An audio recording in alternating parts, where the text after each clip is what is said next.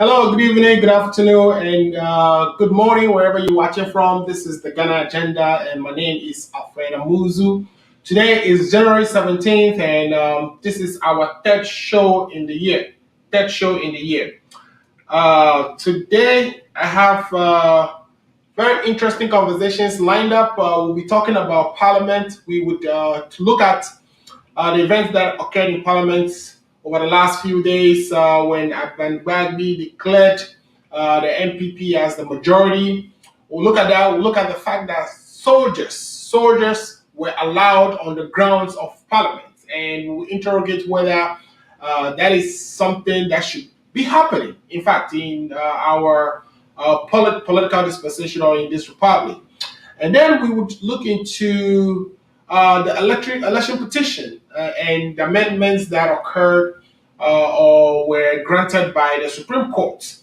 And also, we would be talking about some economic activities, the LNG terminal that was delivered to the Republic.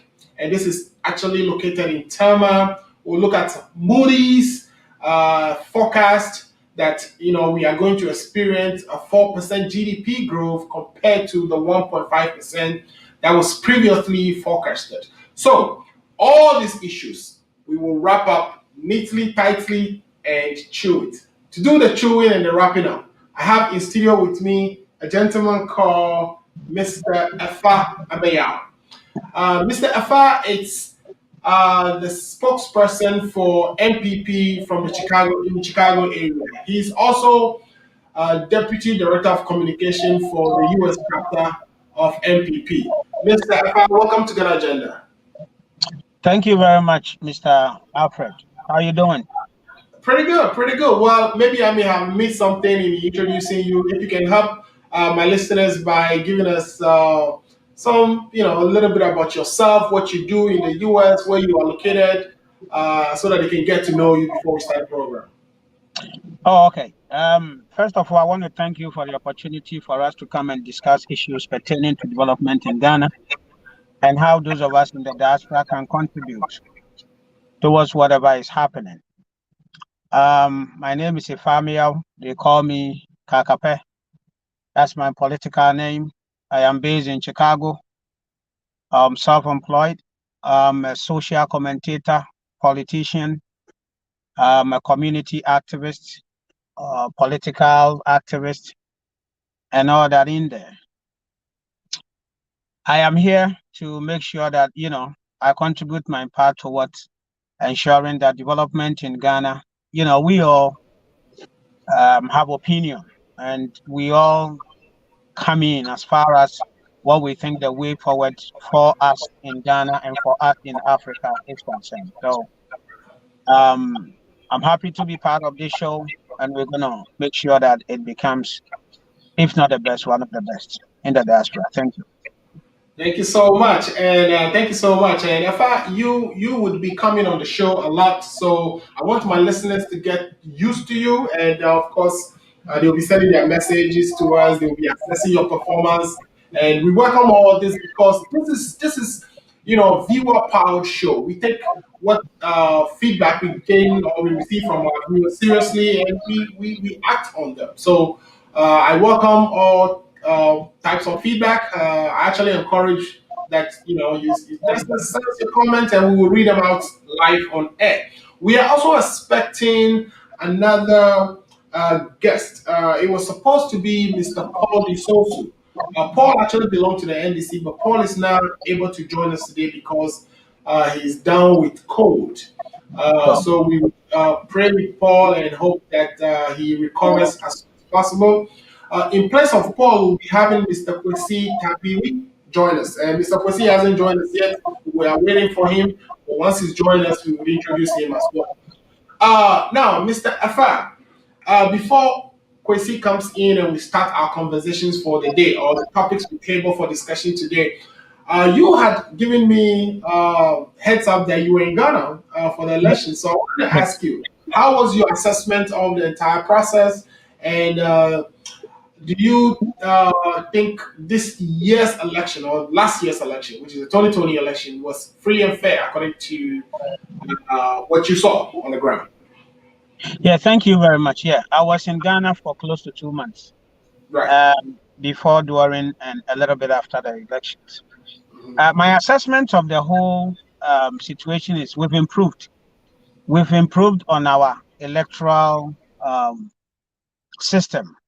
The processes that we put in place to ensure that there is minimum incidents or no incidents, that we take care of these issues of rigging and uh, problems coming from the various participants in the political process, in the election process.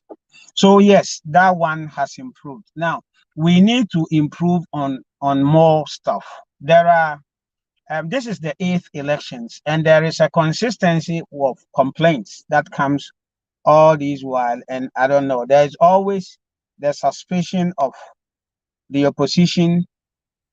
You know, we've had the opportunity of the major political parties coming in and going, being in government. And so there is a consistency of um, statements Uh-huh. and accusations that comes from these political parties. And I think that that is where we need to work on. My contention is that if the process that we've had in this dispensation, that's the Fourth Republic, is Republic.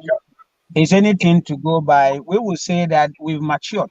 We've had 8 elections. So if something is consistently a pattern in there, accusations and counter accusations and this and this and this, and sometimes they come up so strong, we should be able to resolve these little stuff.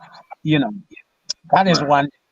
Now, the second thing that I noticed is that, okay, so previously Uh-huh. it has been whether you are NDC or MPP, your supporters are going to vote for you. It is not like that anymore. The political party should get it. Right. This issue, Why do you are you eh, saying that because of any particular thing you've observed that they right? are not necessarily So, voting the right? Yeah. so what we should know is that there are Mhm. the die-hard political parties that are aligned to various political parties.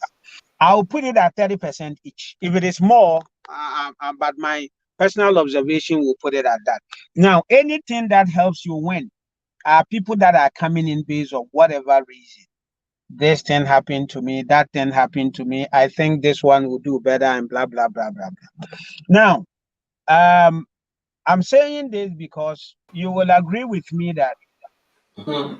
for many of the for many of the polling stations or for many of the constituencies, you will see one party winning and then the president I think and your sound is president. sounding good now. Sorry about that. Sorry about that. Yeah, we can hear you. Go ahead. Yeah. So you can hear me now? Yeah, we can hear you. Go ahead. Yeah.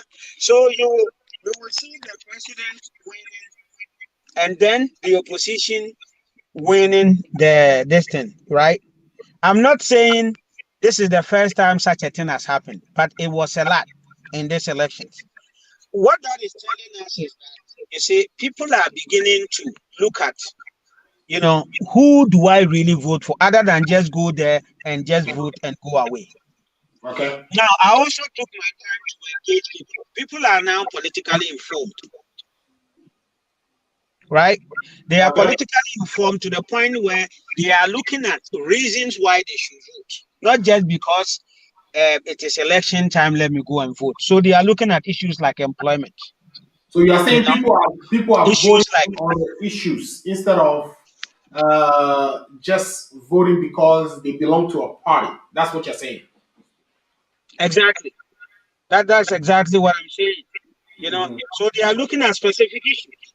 And if Okay. those issues don't come up, trust me, they are not gonna vote. So Right. these were all issues and people People really looked at all things before they voted, Okay. and all the political parties must take note. You know that you will be judged Okay. based on this and that. People are looking at employment now. What I've been telling people is that human needs are multifactorial. Okay. Now, what I mean by that is that now when you take a family, right? Mm-hmm. Maybe free SHS has taken care of somebody's educational needs as far as a person getting into secondary school is concerned. Now, when Right. you even take education alone, now, what of those who are not able to take care of their kids through the tertiary?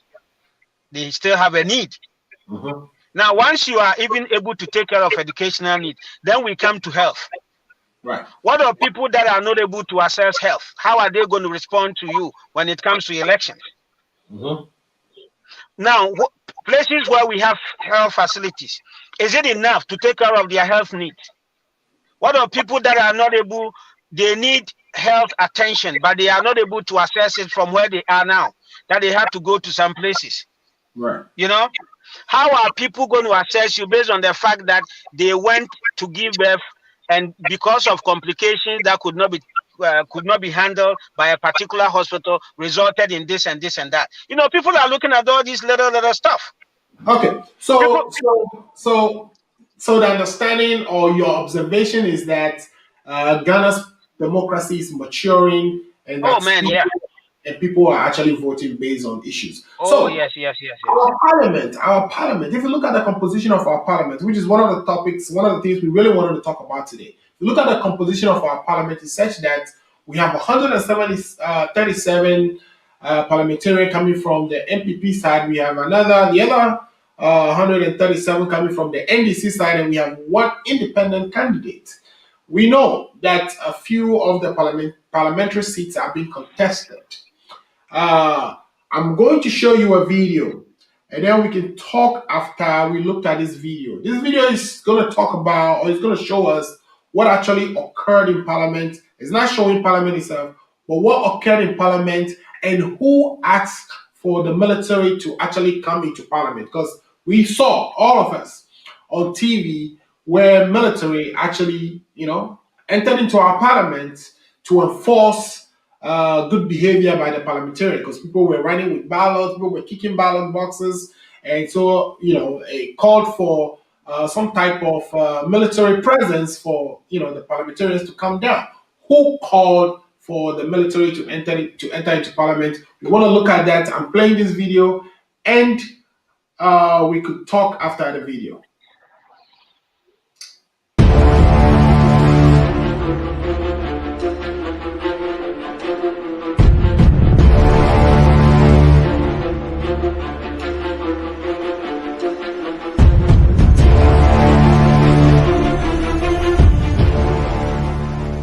Truncation of the conduct of elections, first time, ballot snatching, ballot box snatching. The second time, the same thing happening. Ballot booth destruction. Ballot booth destruction in the third instance. In fact, when it happened the second time, I conferred with my colleague, Honorable Harun Edrusu, that can this go on indefinitely?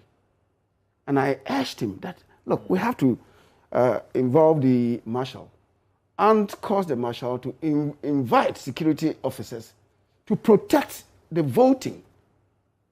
I conferred with Harun Idrisu. And then we invited the marshal and told him, if you feel inadequate, can you invite the security to come and protect the balloting? That was after the second time, after the second truncation. Don't forget, in all that, the first two attempts, we had to begin anew, the process. So when we told him that, he said, okay. He did not tell me that he was going to invite them. He said, okay. Then he left us. So when it happened the third time, I called him again. And this time went to the clerk that you guys have to put your acts together. And this terrible thing cannot go on indefinitely. Can you involve the security to take charge and protect the voting? That was what I told the clerk and the marshal. Subsequently, we saw the police and the armed forces enter. I have no, nothing against it, except they're coming into the chamber armed. That, to me, was dangerous. Because I saw that some of them had their hands on the trigger. And assuming in the melee, one of the guns had gone, one of them would have discharged bullets. I don't, for the life of me, appreciate what could have happened. And we are just showing.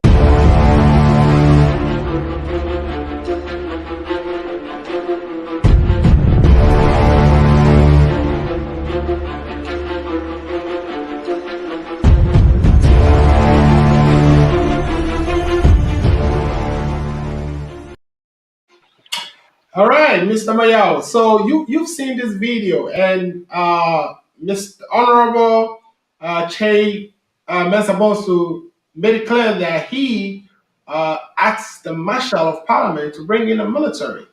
But then he turned around to say he's not comfortable that the military came with the guns and that their figures were on the trigger. So I don't know, what was he expecting, and what is your assessment of this whole incident? Should he have done what he did? I heard him said he asked them to bring security. Right? I don't know if I heard military. So that is what I heard right now. Now let's be fair. Let's be fair to the discussion here. When we see the police is supposed to handle security situations. Okay. The police is the first point of call for security situations in any incident, in any situation. It is when it is beyond them. Even when it is beyond them, you only reinforce, add more police to it, right? When the police have overstretched, that is where you go to the extra staff of, I don't know what the security situation in Ghana, but there are, over here they have the private people and then they invite them before the military. Military is a last point of resort when it comes to some of these incidents. Right. But so to the point, I'm saying this particular day is unique because we are talking about Parliament here. Right. We've never seen security forces on the grounds of Parliament, on the floors of Parliament, ever in our history. So this is really strange. Right. And I have my doubts if we're going to find out who did that. I ask the military to come in and stuff like that. But whatever it is, the military aspect we can always discuss and say it's not good and all that. The conduct of the parliamentarians was very, very unbecoming of them. But that was not to say that, or that is not to say that they did that so the military should come in and ensure whatever. I mean, that part I don't really understand, but it has happened. And I've always said on other platform that for me, the issue is not what has happened, but what are the lessons we're going to learn from it and make sure that next time it does not happen. Who did that? What is it that we need to do to that person within the confines of the law? Let us do it, and then we learn the lessons and we move on. But the conduct of the parliamentarians were wrong. The fact that their conduct was wrong doesn't mean that you should bring in the military. The police were professional enough to have been able to handle this, and Parliament is its own. They are capable of handling this. Once the 8th Parliament is in place, if they really mean business, some of these little things, they can take care of it.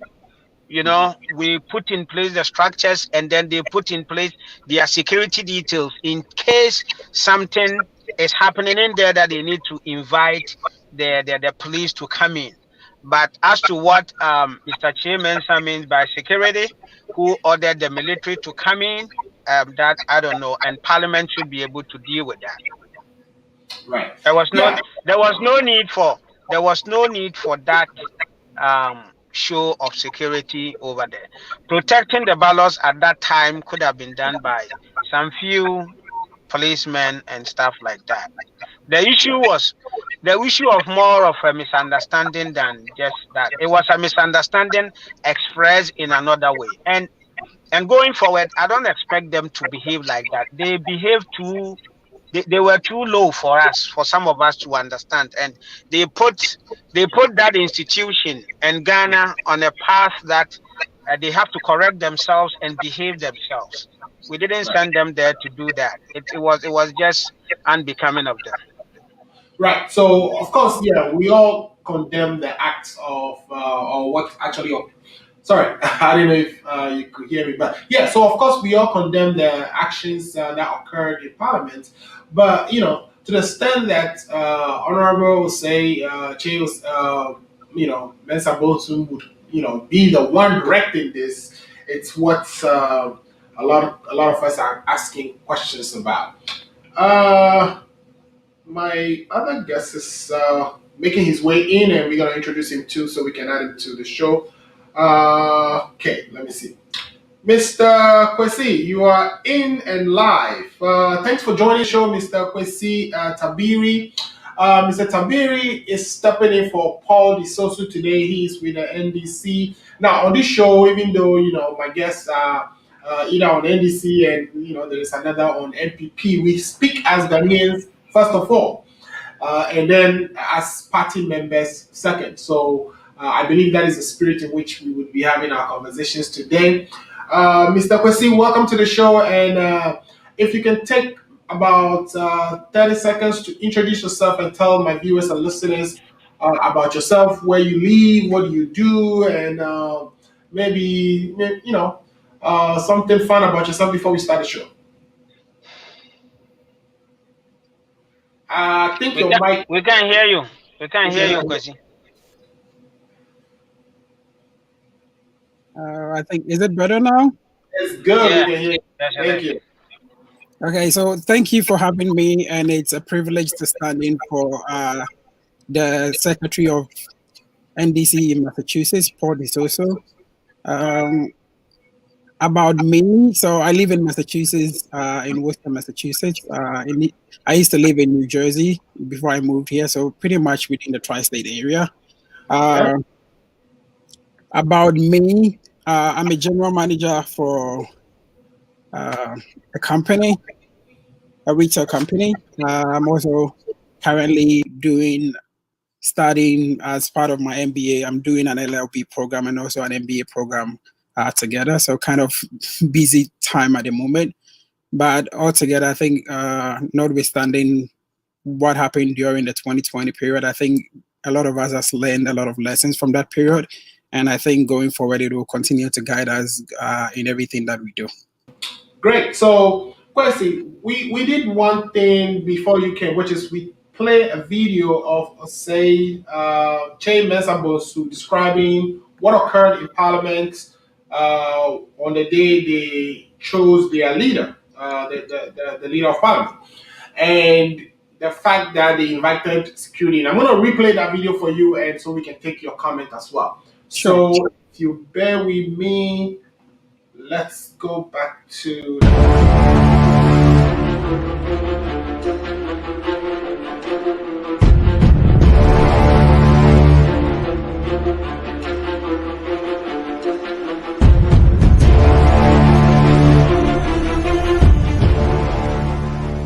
Truncation of the conduct of elections, first time, ballot snatching, ballot box snatching. Mm-hmm. The second time, the same thing happening. Ballot booth destruction. Ballot booth destruction in the third instance. In fact, when it happened the second time, I conferred with my colleague, Honorable Harun Edrusu, that can this go on indefinitely? And I urged him that, look, we have to involve the marshal and cause the marshal to invite security officers to protect the voting. I conferred with Harun Edrusu. And then we invited the marshal and told him, if you feel inadequate, can you invite the security to come and protect the balloting? That was after the second time, after the second truncation. Don't forget, in all that, the first two attempts, we had to begin anew, the process. So when we told him that, he said, okay. He did not tell me that he was going to invite them. He said, okay. Then he left us. So when it happened the third time, I called him again. And this time went to the clerk that you guys have to put your acts together. and this terrible thing cannot go on indefinitely. Can you involve the security to take charge and protect the voting? That was what I told the clerk and the marshal. Subsequently, we saw the police and the armed forces enter. I have nothing against it, except they're coming into the chamber armed. That, to me, was dangerous. Because I saw that some of them had their hands on the trigger. And assuming in the melee, one of the guns had gone, one of them would have discharged bullets. I don't, for the life of me, appreciate what could have happened. And we are just showing.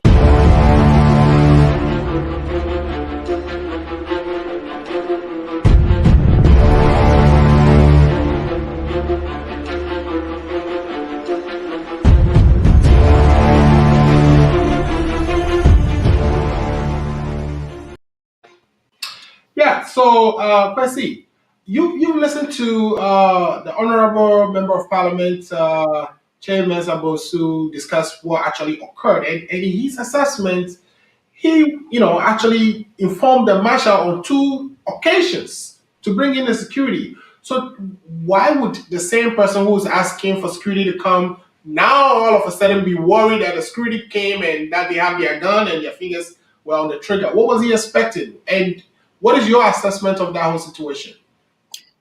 I think throughout this situation, it's been quite unfortunate, the level of inconsistency of the Honorable Chairman Sabonso. And I think when he made the statement of the fact that he went to the marshal to ask the marshal to consider bringing in security, the first question that arose for me was that the Marshal of Parliament is a retired high-ranking security official. So between Honorable Chairman Sabonso and the Marshal of Parliament, I would want to believe that the Marshal of Parliament has a higher level of intelligence in terms of security and assessing the security situation to be able to determine whether he needed to bring in extra support or not. So it is quite unfortunate that the Member of Parliament took it upon himself to advise the Marshal of Parliament, because the Marshal of Parliament can assess the security situation to be able to determine whether he needed to bring in more people or not. It wasn't for him to go to the Marshal of Parliament for him to ask him to bring in more security. So for me, that is one of the questionable aspects of the whole situation. And it seems that the Honorable Chairman Sabonso had a plan in mind, because when we listen to him, he seems to insist from going from one person to the other to ask them to bring in from the security. So first he goes to the marshal, and then second from the marshal he goes to the clerk of parliament. Don't forget, these people on their own can decide to bring in the security if they feel that Parliament needs a certain level of security because of where the issues are going to. But for Hussein Sabonso to consistently be the one pushing for this to happen, I'm not sure whether they probably had this set up of these people that were already ready to storm the Parliament House. We do agree that there were already people that were around Parliament House to prepare for the inauguration and stuff like that. But it looks like these people seem to have been able to be mobilized and get to Parliament House within a tinkle of a second. Sometimes, which brings into repute a lot of questions we need to ask to find out whether these people were already told that stand by, you might be called in, and that explains why the insistence of Honorable Chairman Sabonso. And I think going forward, I think the fact that he questions the fact that military people came in holding arms, and some of them could have been trigger happy because of the situation that was going on. He, as a member of parliament, needs to know and understand that military people are not going to walk into a situation that they have been told that is an escalated situation and they're going to wear barehanded. It's common sense. Like, nobody expects a military person to walk into an escalated situation barehanded. So for him to ask them to come in and then question why they came in with arms, it's kind of something you don't understand from a logical point of view, because you expect them to walk in prepared to be able to escalate the situation, because if they, quote unquote, that situation needed to be escalated. So I think it is quite unfortunate that happened, and it gets kind of increasingly annoying when you see people going to every extreme extent to try to defend the indefensible, because the Marshal of Parliament knows that it's Parliament House. Like, sometimes voices get overhyped. Sometimes people's emotions might get out of hand in Parliament House. But I do understand that Parliament has a security architecture in place, and that nobody was expecting that a member of Parliament was going to draw a knife or draw a gun or try to shoot another member of Parliament. And I'm sure that among all of us, if there was anyone that understands the situation better, is the Marshal of Parliament. And maybe that explains why he took more caution in bringing in security, and why he probably ignored Honorable Mr. Boyce in the first instance. Okay, Mr. Efa, you've heard what Kwesi had to say, and you've also had opportunity to listen to the tape again. Going forward, what do you think should be done to avoid, a similar thing from ever happening? Because something like this is not, something we are used to. We've never seen something like this in, the history of our dear country. So, from where you sit, what do you think should be the next step going forward? So, yeah, Kwesi, you're welcome to the show. Kwesi, I want to disagree with the fact that the Marshal was assessing the security situation and would have acted if he had not prompted, and he knew when to act. You see, when we have an elections, the Electoral Commission plays the ballot paper, the Electoral Commission officers and all that have some form of a security, something to the extent where a member of Parliament will kick it, will not allow the process to go on, call for some form of security. Now, what the military, yes, we all agree it's not something that shouldn't have happened. So that one I will agree. But you see, when all these things were going on, we agree that sometimes things go higher. We understand. Now, in Parliament, when things are getting out of hand, we expect you, as mature as you are, as the representative of the people, to show the way forward. You're making laws that are going to guide us. You signing agreements and you're agreeing to things that ensure development. So when you go there and you're doing all these things, I don't know when they were going to be put to order. At that point, what they were doing, they needed to be told. Somebody needed to come in and tell them, hey, order here. We are going way beyond. Now, going forward, they know what to do. They are matured enough. This Parliament has been there 8 times, 28 years. If it's a human being, it has matured, giving birth, forming a family, and training up kids. So please, they know what to do. But somebody somehow intentionally decided that I'm going to muddy the water. I don't care about the consequences because I have immunity. No, once the law is protecting you, don't abuse it. So if they need to investigate something, they need to investigate it and put in place a measure so that next time when the situation is escalating, this is the way we're going to go. They have to, they know, they can put all those measures in place. And we expect better from them. We shouldn't be discussing them. We should be discussing some other issues and telling them to put laws in place to correct them. So they know what to do and they shouldn't let it go. And then another situation comes, it becomes worse than that. Because the other time somebody was discussing, oh, the Ghanaian Parliament has now joined the League of Parliament, World Parliament, where they fight.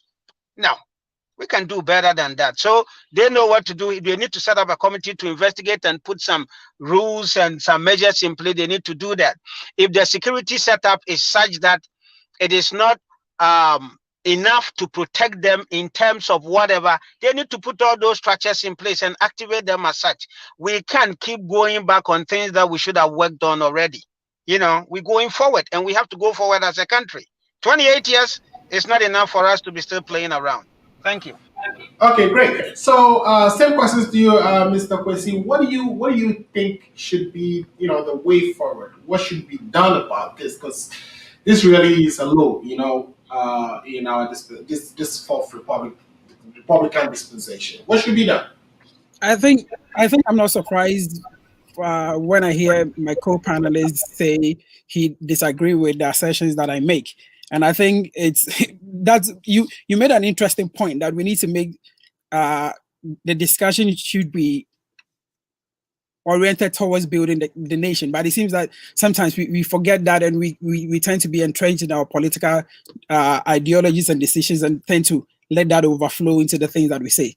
Because I think going forward, and I think the thing we saw in Parliament is a clear case of things that we have always spoke about in Ghana, about the fact that rules and the law is not respected, because the basis of everything that ensured or that happened in Parliament was the fact that a group of people calling themselves distinguished honorable members of Parliament refused to follow a simple law, a simple regulation enshrined in the Constitution that says secret ballot.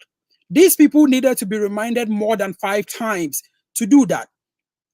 So, and the interesting thing about this was that it happened on the floor of Parliament in the glare of thousands and hundreds of cameras and people in their homes watching.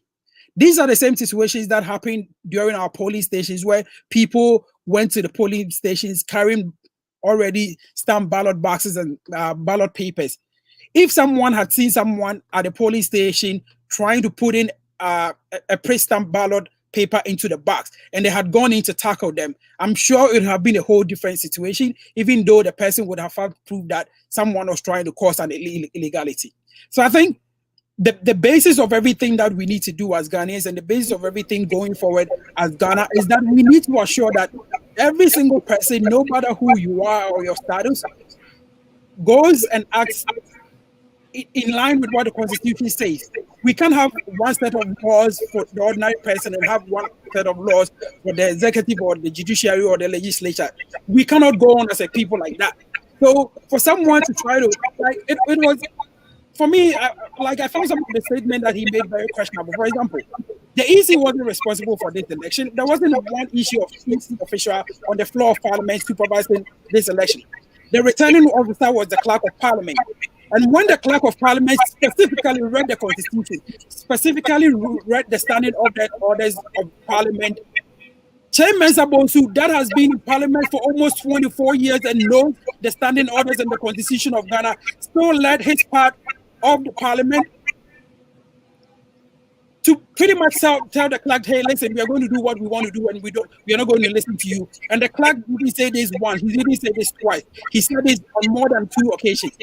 So it goes down to the fundamental things we need to understand as people. We need to understand as Ghanaians that going forward, we need to ensure that the law works, and the law is no respecter of persons. If we understand that, no matter whether you're NDC, your MPP, your PPP, the law has to deal with you as the law says it should be dealt with you. And if we do that, then it doesn't matter what level of immunity a person has or doesn't have. Then we all know that we can believe and trust in the law that it is going to deal with that equally and fairly, and that we're going to have proper representation if we need to, for whatever wrongs we've been accused of doing. But for the panelists to go on about trying to apportion blames, I don't think this is a claim to apportion blames. I think we need to be able to tell our leaders that, listen, we as the young people are learning from them, and we want them to set the right examples. And the right examples means that following the laws and regulations and the Constitution that govern each individual in Ghana. Okay, all right. So while we are on Parliament, what I want to do now is I want to go back to a video from Parliament on their first sitting of the 8th Parliament. Their first sitting, there has to be a determination of who's minority or who's majority. You witness, where people actually show up in Parliament at 4 a.m. and all the things that happen. I wanted to play this video from the Leader of Parliament while he did this presentation on who or which of the parties will carry majority in Parliament, and then we will discuss that video when we get back. So let me do that by sharing my screen and then going to okay. Now let me know if you hear the sound as I play this video, okay? If you don't hear the sound, let me know, and then I would. Okay. Do you hear anything? Yes.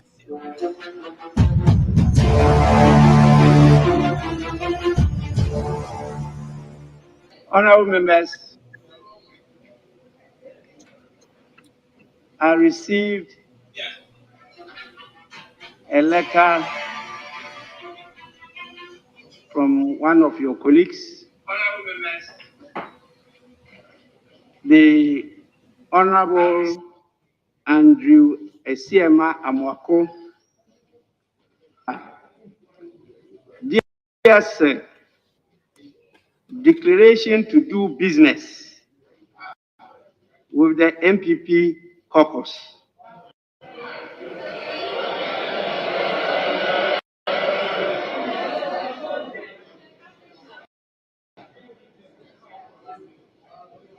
I, Andrew Esiema Amwako, an independent member of parliament for Formina constituency, and now the second deputy speaker for the A Parliament, do hereby declare that I shall, for purposes of transacting business in the House, associate with the MPP caucus in the same Parliament. For the avoidance of doubt, I do hereby affirm that I shall cooperate and collaborate with the MPP caucus in the 8th Parliament.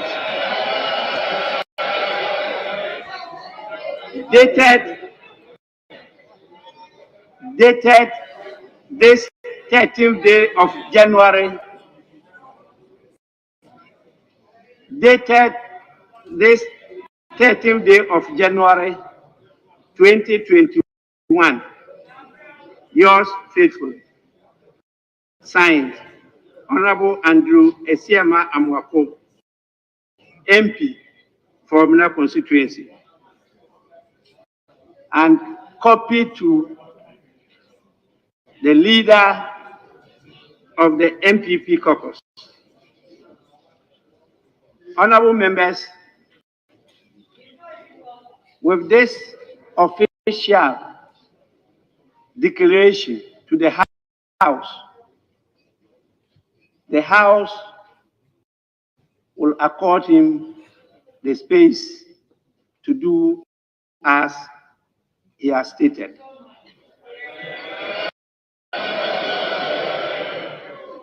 Whatever he said outside was of no effect so far as the business of the House is concerned. And therefore, he had to do it officially for it to be read and captured in the Hansard. And so what we have now, you have the New Patriotic Party wing or caucus in Parliament, together with the independent member of Parliament from Formina. And they now constitute the majority group.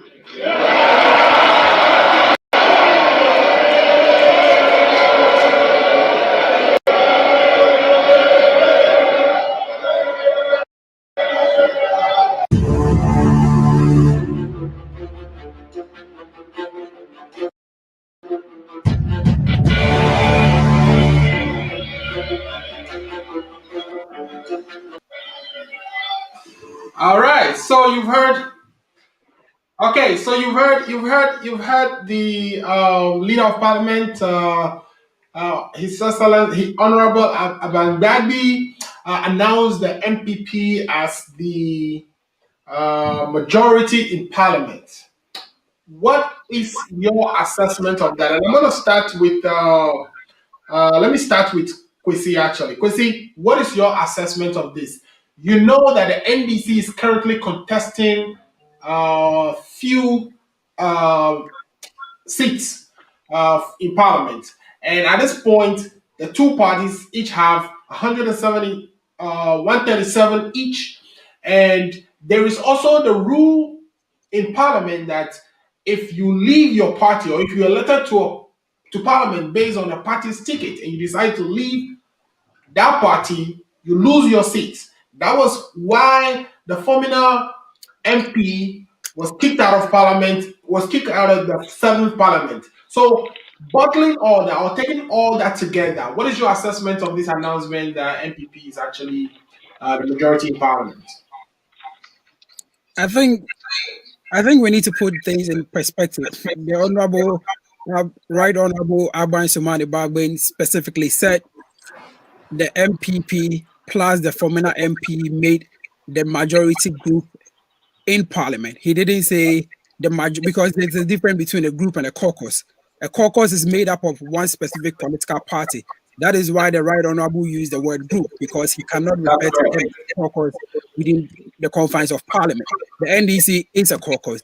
The MPP is a caucus. The independent candidate is an independent candidate. The independent candidate and the MPP becomes the majority group.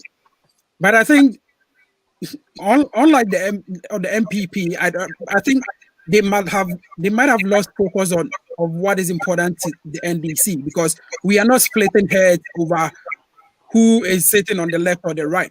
The Honorable Haruna Idrisu made this specifically clear a day before Friday that, listen, the NDC does not have a problem sitting on the left side, because the MPP seems to focus on the wrong things.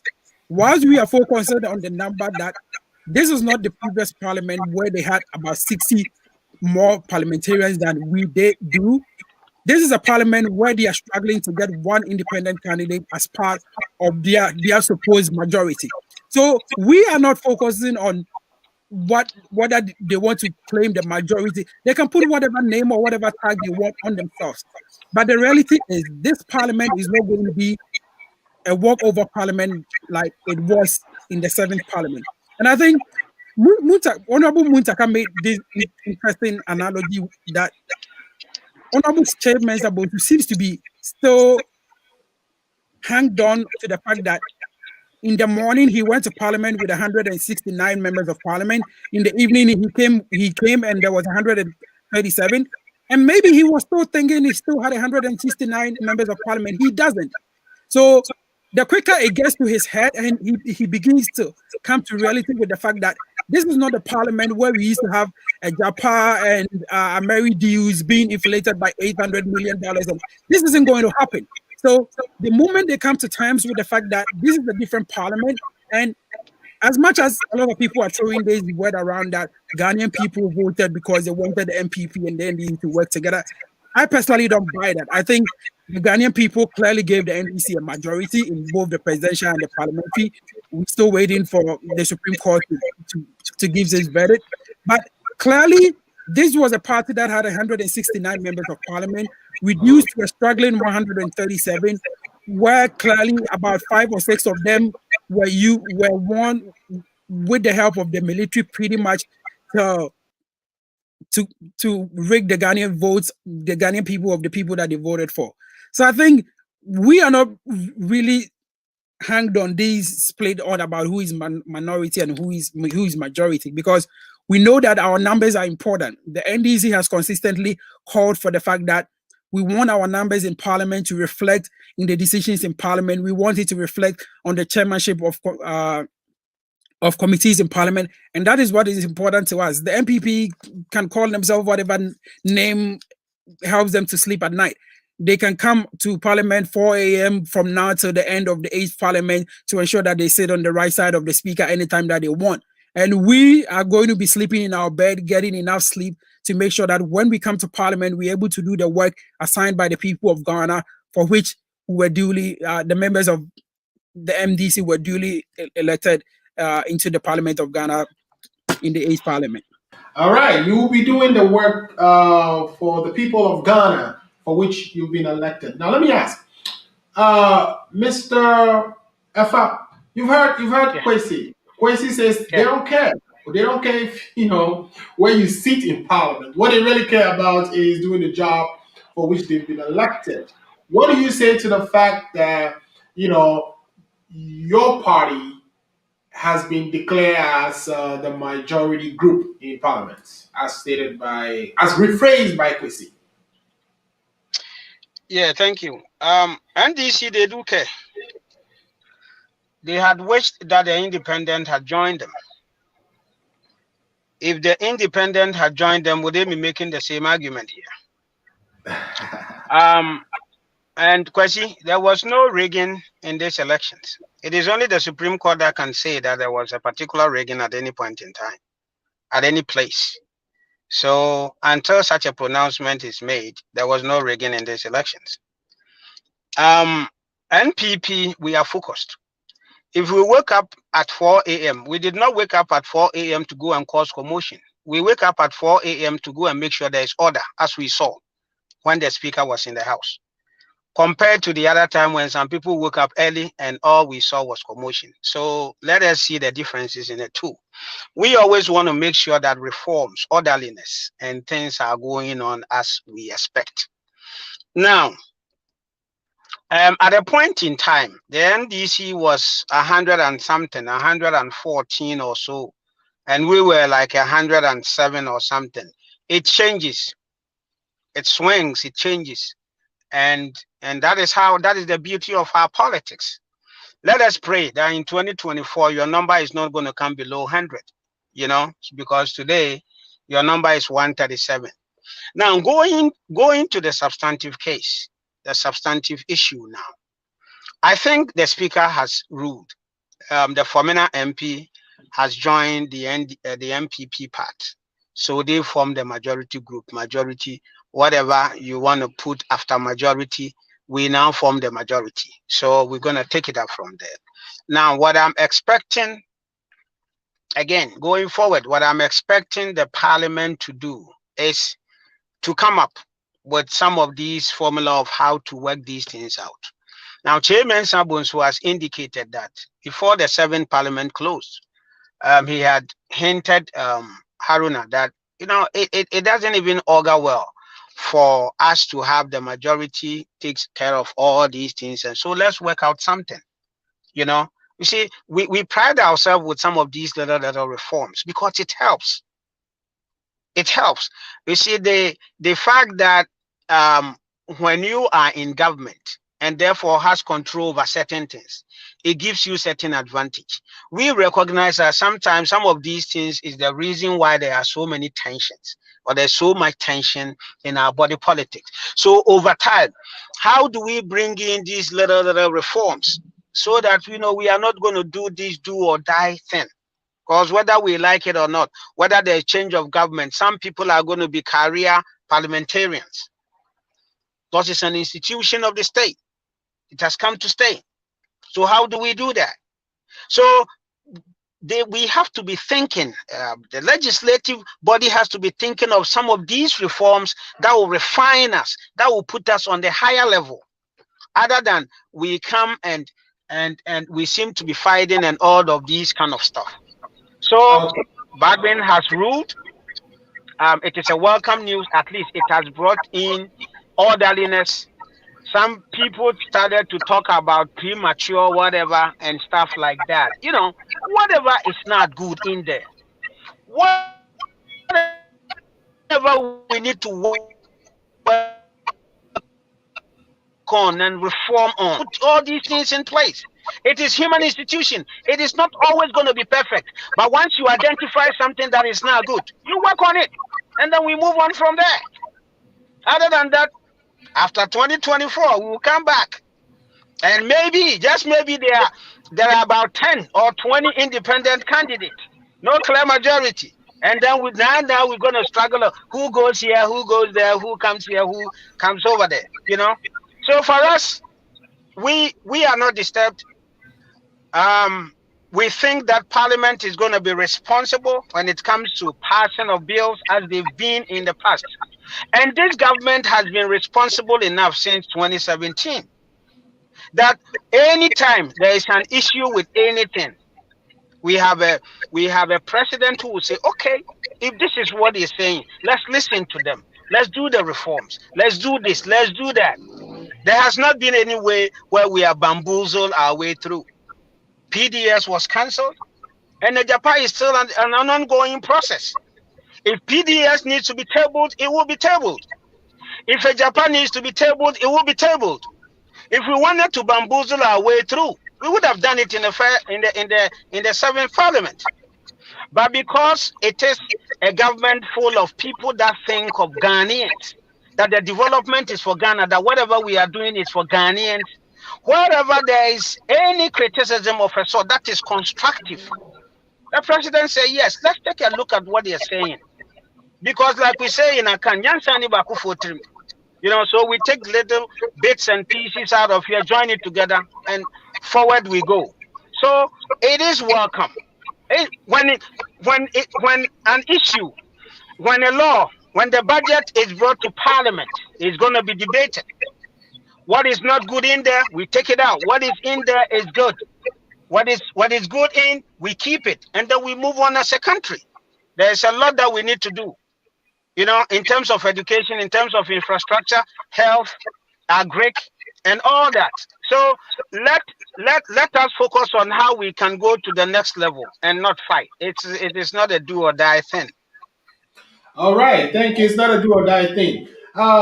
Let me acknowledge a few people who are watching and some of the messages they are sending to us, and then we transition to. I know. Kwesi probably is thinking of replying to what he just said.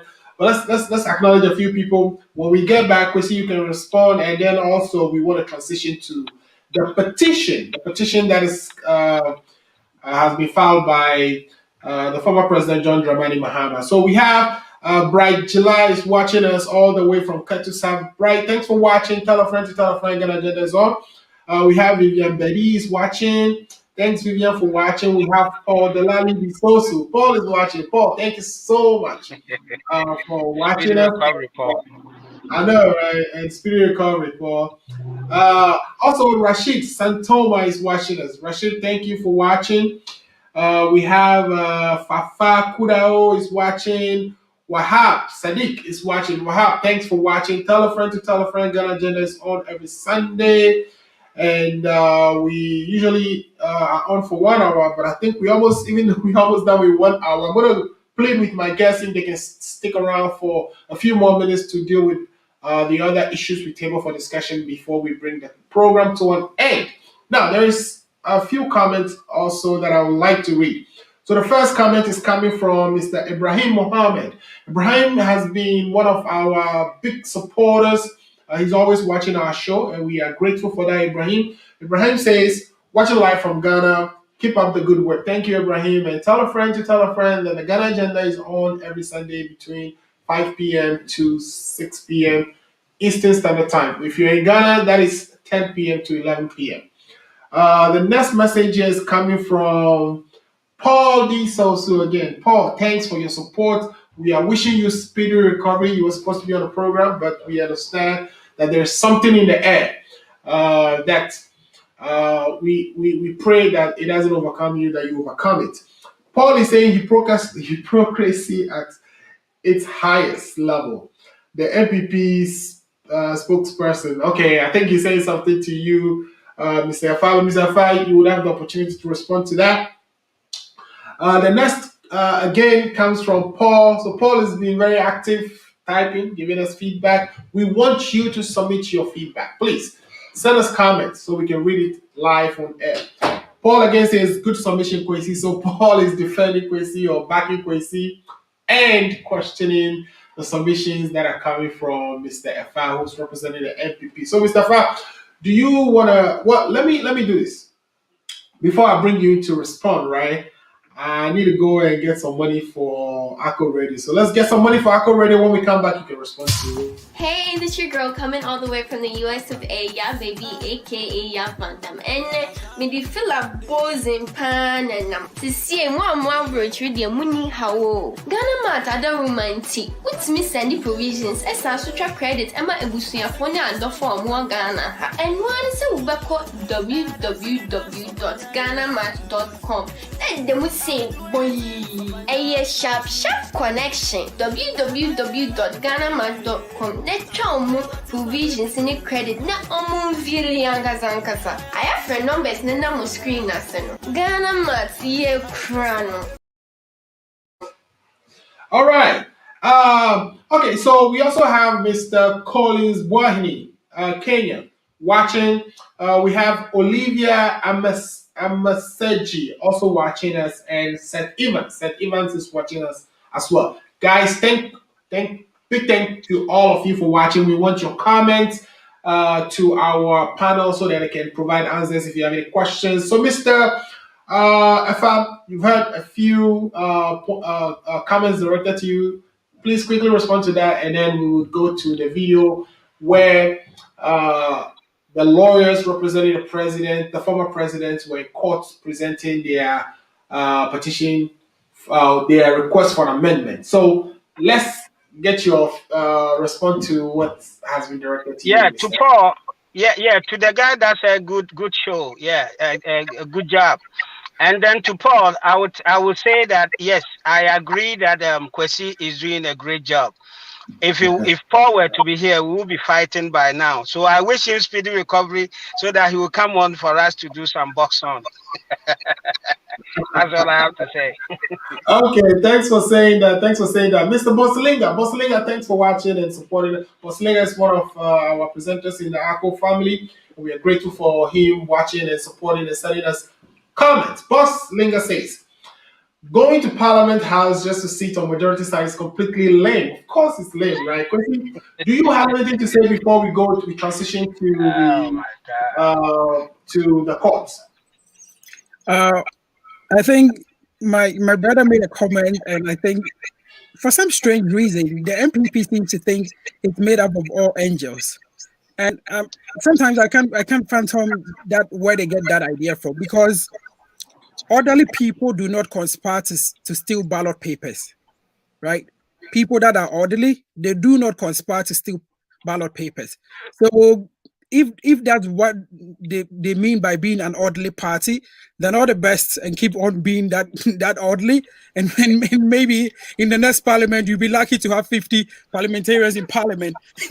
Because I think, and I do agree with him that as a people and as a country, we need to ensure that Parliament does its best work, and that's what the NDC is going to ensure, to make sure that Parliament does its best work. He made a statement about the fact that the president is one that listens to both sides, and he's the one that takes constructive criticism.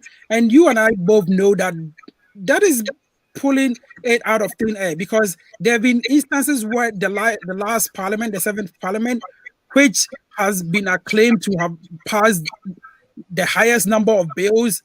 For me, I think it's because the government made Parliament a rubber stamp like organization. In instances, we saw Parliament giving 24 hours to go through a whole draft of agreement to pass them. We need 24 hours. I'm sure if you gave a kindergarten class that amount of work to do, I'm sure they would have passed more bills in Parliament than probably the 7th Parliament did. We need Parliament to do a thorough job.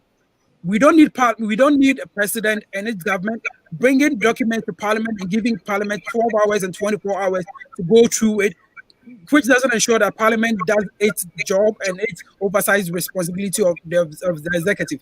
So unfortunately, they wouldn't be able to do that in this Parliament. So good luck with them, and hopefully they keep dreaming about all these whatever ways they are trying to dream of, to be able to find and be able to put other things across. But I'm sure that the good people of Ghana are looking forward to the fact that the NDC, just like in the 7th Parliament, in the 8th Parliament, will ensure that everything that comes through Parliament has the good of the Ghanaian people at heart. Kwesi wishes the parliamentarians good luck, that they wouldn't be able to do what they did during the 7th Parliament, that they wouldn't bring laws and pass them within 24 hours. Like we saw in the case of Ajapa, where they brought this agreement within 24 hours. They already, debating it on the floor. Now, let's go to the court. I'm going to play the video for the court. We'll come on the other side and discuss what we hear.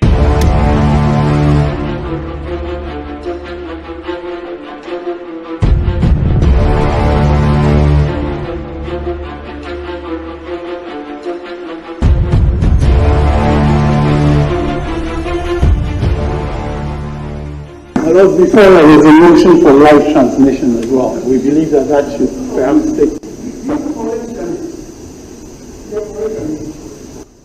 I'm sorry, I'm a little bit confused. You have already done the motion for such arrangements should be based on an application to the court rather than an administrative decision. In the case of the election petition in 2012-2013, there seemed to have been an administrative decision made earlier, and then that was brought before the court itself, because presumably somebody realized that that administrative decision was not particularly appropriate. And so before the court, the matter was considered.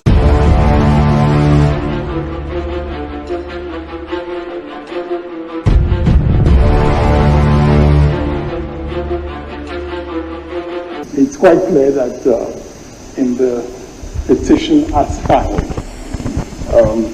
in a couple of places where we should have read first respondent, it read the other way. And we're seeking to make clear that, for instance, we're not asking for a runoff election between the Electoral Commission and the first respondent. That's, let's accept it and proceed with it. That is very well. Have you made a mistake before in life? That is so. We all make mistakes. And that is why we believe that the petitioner should have been more kind of the innocuous errors made by the first respondent. But my lords, may I make the point then that the applicant will be required to amend again certain of the statements in the proposed amendment. Yes, ma'am. Please, you are not conducting their case Very well. for them. Right. They have gone through. We have considered the application for you to amend the petition draft. You have looked at the nature of the amendment, and as it does not change the nature of the petitioner's case, We grant the amendment in the 10th stage. Let the amended pieces be found by the close of the day before 4:12 p.m. today. The respondents are at liberty to amend their respective answers to the petition on or before 4:12 p.m. tomorrow, Friday, the 15th of January 2021. The petition is thus adjourned to Tuesday, the 19th of January 2021. The motion for live telecast of the proceedings is hereby struck as moved.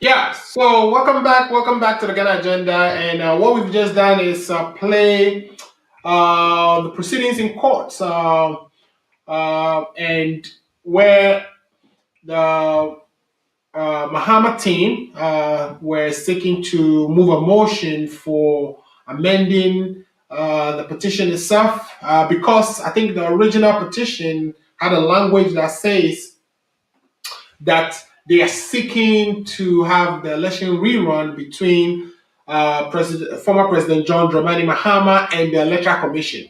So you will hear lawyer Chachuchi Kata there making the clarification that that wasn't the intent, that it was a mistake and that they should be allowed to amend that.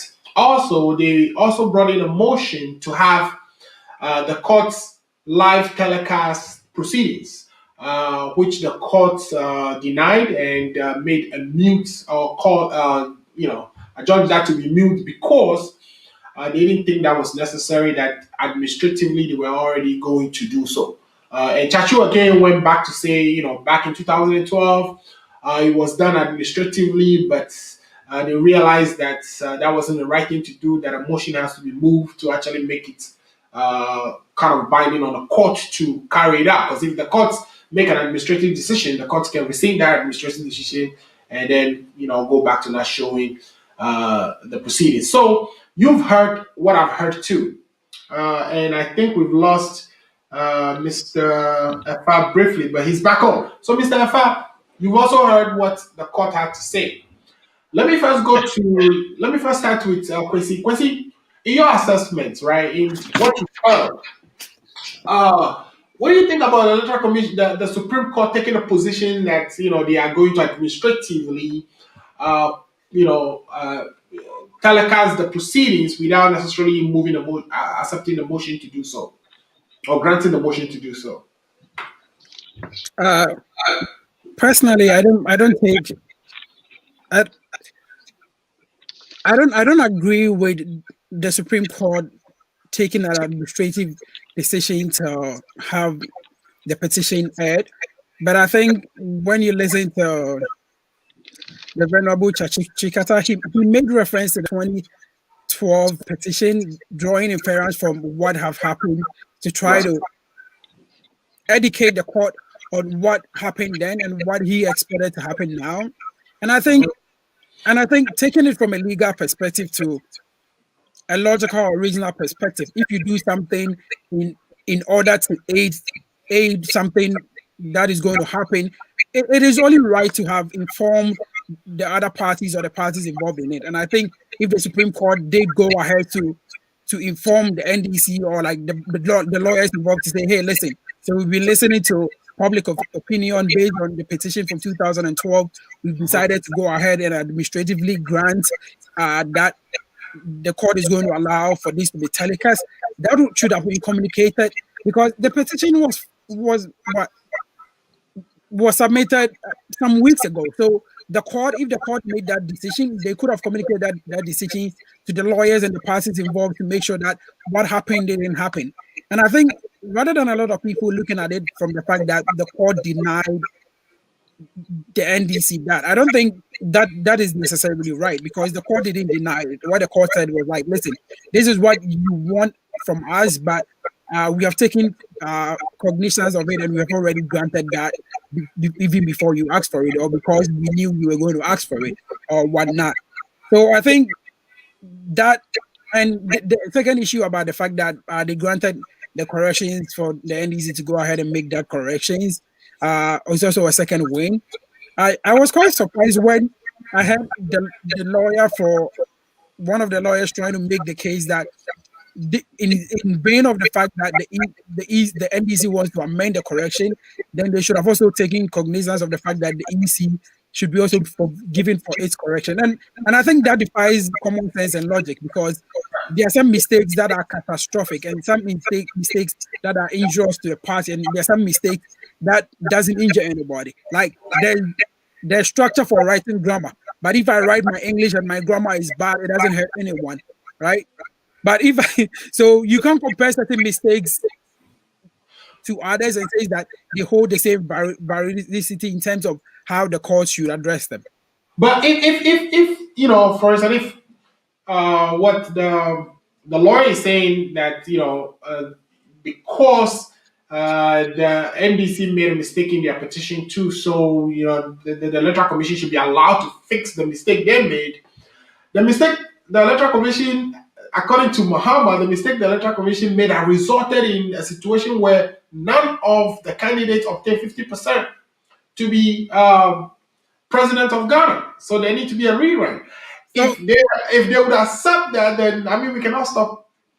But you see, that's the thing. If you make an arithmetic mistakes where you get 100.3% or 100.3%, which is not right, and you come back to supposedly correct that mistake, and that correcting that mistake doesn't have any effect on any of the percentages for the 12 or 13 aspirants, then that doesn't make any sense, which means you technically didn't do any correction. And the EC has gone on to do about 3 or 4 or 5 corrections, and they seem to still make mistakes in every single correction that they make. So that's what I made reference to, that there are some mistakes that you make.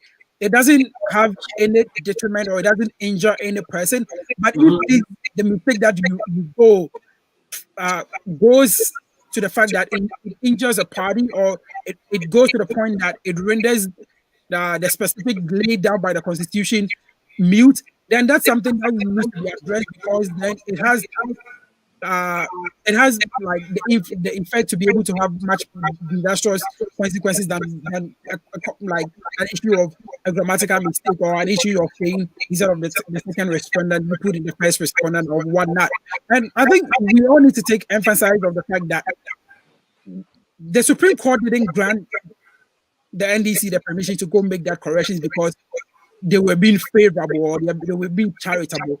They did that because in normal process of the law, these are things that happen in court. When people file petitions or rates or whatever cases, they could make genuine mistakes. And if they apply to the court gives them provisions to be able to amend that and make those corrections. And don't forget, since the NDC is going to make that correction, the Supreme Court also asked the MPP and the EC and the president's lawyer to also make their corrections based on that correction the day after. Because these are procedural issues that come from the court, and the court admits and understands that these are things that happen in line of the court. And don't forget, Supreme Courts don't just wake up to become Supreme Court. They've gone through the court systems, and these are issues they have come to deal with over and over again, and understand that these are sometimes things that occur, and that it's part of the legal process and the structure within which it operates. Okay, cool. Let's go to Mr. Fa and bring Mr. Ifa into this conversation. Mr. Fa, you've heard Kwesi make so many points here, and he's saying that what is happening here is procedure. You know, it happens all the time that mistakes are made in filing of applications, rights, or petitions. That, you know, the courts usually, you know, allow these amendments to happen. What is the logic behind the MPP's lawyer actually objecting to what seemed to be a procedural diminities per se?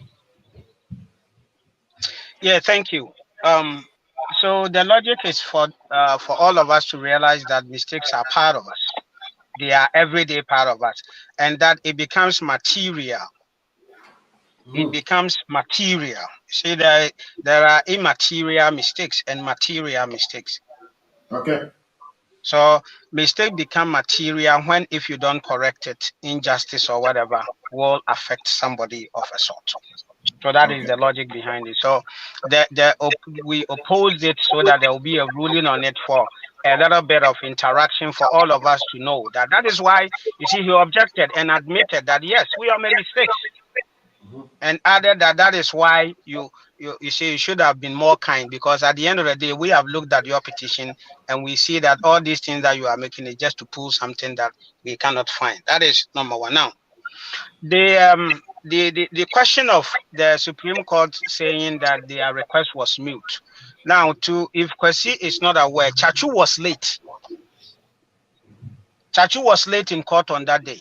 So did not take notice of the fact that the Supreme Court has already ensured and has already made sure that, you know, cameras are there and that the thing was going to telecast live. Right. So let us get that. So next time, that's why the Supreme Court was, you know, kind of, you know, we've already decided that it's going to go. And you see, it is not every single decision that needs consultation. Now, telecasting it live, it is not to benefit the political party. It is for the good of the Ghanaians, and the court is there for the Ghanaians. If anything that has to do with the political party specifically, they will be informed. But telecasting it live is for the benefit of all of us, so that we are all going to hear and make a judgment for ourselves, so that when it comes, we all know, other than somebody always reporting to us. So, okay. And if there was a need for any objection to that, they would have, the NDC would have done that. Now, to the petition itself, right? You see, there is a whole confusion in this petition, and that is one of the problems that we've always had with the NDC, the issue of contradiction. Now, in the elections, I was there in Ghana. I was an election monitor in my constituency, Kintampo South. I was based in Tema. There was not a single polling station where in 2013 we were told that elections are won. by this same Supreme Court, that NDC can tell me that they did not have an agent. There was an agent, and the agent was issued with a pink sheet. Before this petition, the NDC as a political party and the presidential candidate had the press conference, and they told the whole world that they've won. Based on what coalition? Based on what coalition? Now you go to the Supreme Court and you are telling the Supreme Court that nobody won, that you won a runoff. Is that not a contradiction? What informed the win? And what is informing the runoff? Can they tell us? And it's going to come up. It is definitely going to come up. Now, another thing with this, the petition seemed to solely based on the declaration and the correction thereof. It is not based on any of the pink sheets or none of the 200 and over 38,000 polling stations. Okay. So that is where another question come in. NDC, did you do your press conference with what? Did you have your own number somewhere that you put together, or you use the pink sheets?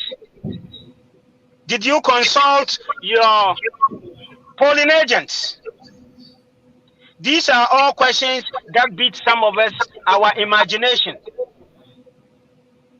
But we are here, and we're going to have that discussion. All right. Now, so when you take the declaration and the correction thereof, it looks like he didn't read the petition. You need to go read a copy of the petition. But it looks like you didn't read it. Because if you did, you wouldn't be making reference to the fact that there is no mention of any of the 36,000. Because the petition. When I'm done, give me time.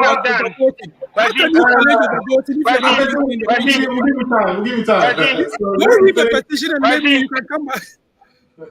No, and then we'll give you time to. I think, yeah. When I'm done, you just give me the list of the polling stations that you talk about. Okay, I'll be listening to you, and I think we have to do this discussion that way. You get what I mean? Now, the declaration and the correction thereof. Right. You see, he said instead of quoting. I stand to be corrected on the number. 13,119,000. She quoted 13,339 something, right?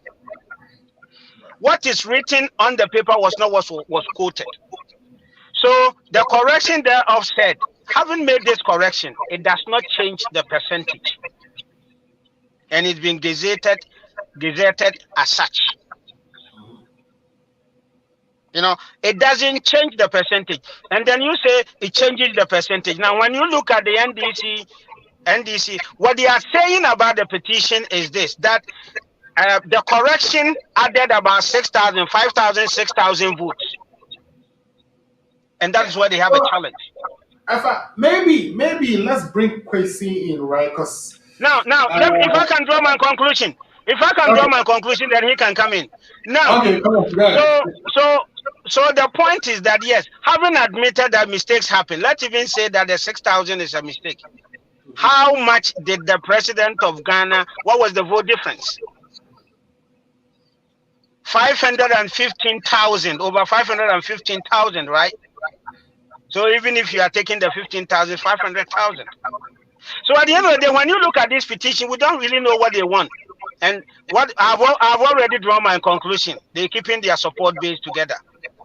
They're putting up a fight. It is like a husband and a wife at a bar. Somebody comes and is trying to make some distance, and then the husband is sitting down. Then the woman will say, "Won't you do something?" Then the man has to stand up and start talking for the wife to know that Mr. Michaho, I am also there, and that is exactly what is happening here. Okay. And we leave it to the Supreme Court. I have my own conclusion, but we leave it to the Supreme Court to decide on that. But we thank God that we show them the way, and then they chosen the path of the Supreme Court. But it was bad for Mahama to tell the supporters that he has won and ask them to go on the street and then go to the Supreme Court and said nobody won. That was a huge deception. I yield. Okay. All right. Great. So let me read 2 messages, and then I would let Kwesi explain what he thinks is actually in the petition that you are not getting correct.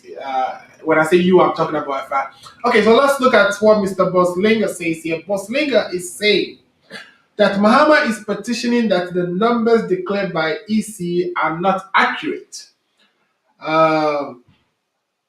And the petition itself needs amendment. That is just a joke. Okay, Boslinger, you're saying, you know, EC made a mistake, but here you are making a mistake yourself. We got that. Okay, the second message I wanted to read before Kwesi comes in is again from Boslinger, and he says, great submission, Mr. Amayao. Mr. Amayao, you're getting fans there. He says, NDC is just throwing salt in the eyes of Ghanaians. You claim to have won the elections and then file a petition that no one won. What informed that decision of winning the election? Okay, great. So, Mr. Kwesi, a question for you here. They are saying, or our listeners, Boslinger and Mr. Amayao, are both saying that you, the NDC, claim you won the election. You went, you know, to a press conference, ask your people to go on the streets and fight. Then go to the Supreme Court to say, by the way, between Nana Akufo-Addo and John Dramani Mahama, they both didn't obtain the 50 plus 1% required to be declared president. How do we square these 2 things that you're saying? Are you confused? Why is this petition even out to start with if you won the election? Shouldn't you be filing a petition that says you won the election, that the result should be overturned? I think my brother and whoever is making that analysis is confused and probably might not understand the difference between what the petition hopes to achieve and what they are talking about. First of all, this is a issue of a legal matter. I don't think when 2 lawyers are involved in a legal tussle or take an issue to court, one lawyer looks at the other lawyer's case and says, I think you've lost based on the way you put the case. Because if you put a case in a certain way or certain perspective, you know what you want to achieve by how you structure the case or how you put the case. So whatever they want to say, I'm sure they can go ahead and make noise and talk about it because they don't see it from how we see it from a legal perspective, which is entirely fine. Talking about the fact that we said we won the election, but we are not going to the petition doesn't say we won the election. There is only one body that is authorized by the Constitution of Ghana to declare elections. Is the Electoral Commission of Ghana. The NDC is not going to do what Jacob Echebi Lemte did by declaring the MPP as having won the election. We during our press conference said, based on the results we got, we believe we have won the election. We didn't declare that we have won the election, right? Let me give you a specific example of Techiman South. When the MPP was going around the fact that they have won Techiman South, right? They took all of us to their database system. They took us into the conference to show us the numbers. When Paul Adumotre specifically asked about the parliamentary result for Techiman South, Joe Anoche said they don't have all the pink sheets and that they don't have the details for Techiman South. And these were people that have continued before that for almost a week or 2 weeks straight, have been telling us that they want Techiman South. So I don't know which dwarf conjured the numbers for them to think that they want Techiman South, even though they didn't have the numbers, even though they didn't have the pink sheet. So we are not going to be like them that are going to tell people to come look at pink sheets that are folded, pink sheets that are folded and tied with rubber bands on tables that nobody looked at it. This is how it was when they did their press conference. They pretty much folded every pink sheet, tied it with a rubber band and put it by the side of Mark Menu. Nobody was allowed to look at those pink sheets. That's how dubious the MPP is when it comes to election results. And it's clear that They have done everything in their power to try to rig the election in so many ways. And I was making reference to the fact that he might not have listened to read the entire petition. When EC chairperson Jane Mensah made the declaration, he told the whole of Ghana that the only constituency that was outstanding was Techiman South, and that if all the numbers were given to President John Dramani Mahama, it wouldn't still make any difference. Today, we all know that was a pathetic and blunt lie. The EC chairwoman lied to all of us, because now we know that as at the time that she was announcing that with results, there was at least 3 constituencies, and that is the truth. If those 3 numbers from that 3 constituencies was given to President John Mahama, would have made a difference. So you see that, that's what I'm saying, that he probably didn't read the petition, or he probably looked at the petition from a certain point of view, because just because you challenge the 2012 elections looking at certain irregularities doesn't mean we should also do the same thing. Don't forget, in the petition, I think point 31 or so, I think Exhibit F, we raised the fact that we gave example of constituencies where the results don't tally. We gave 32 of those. So maybe he needs to go find that exhibit and look at those constituencies.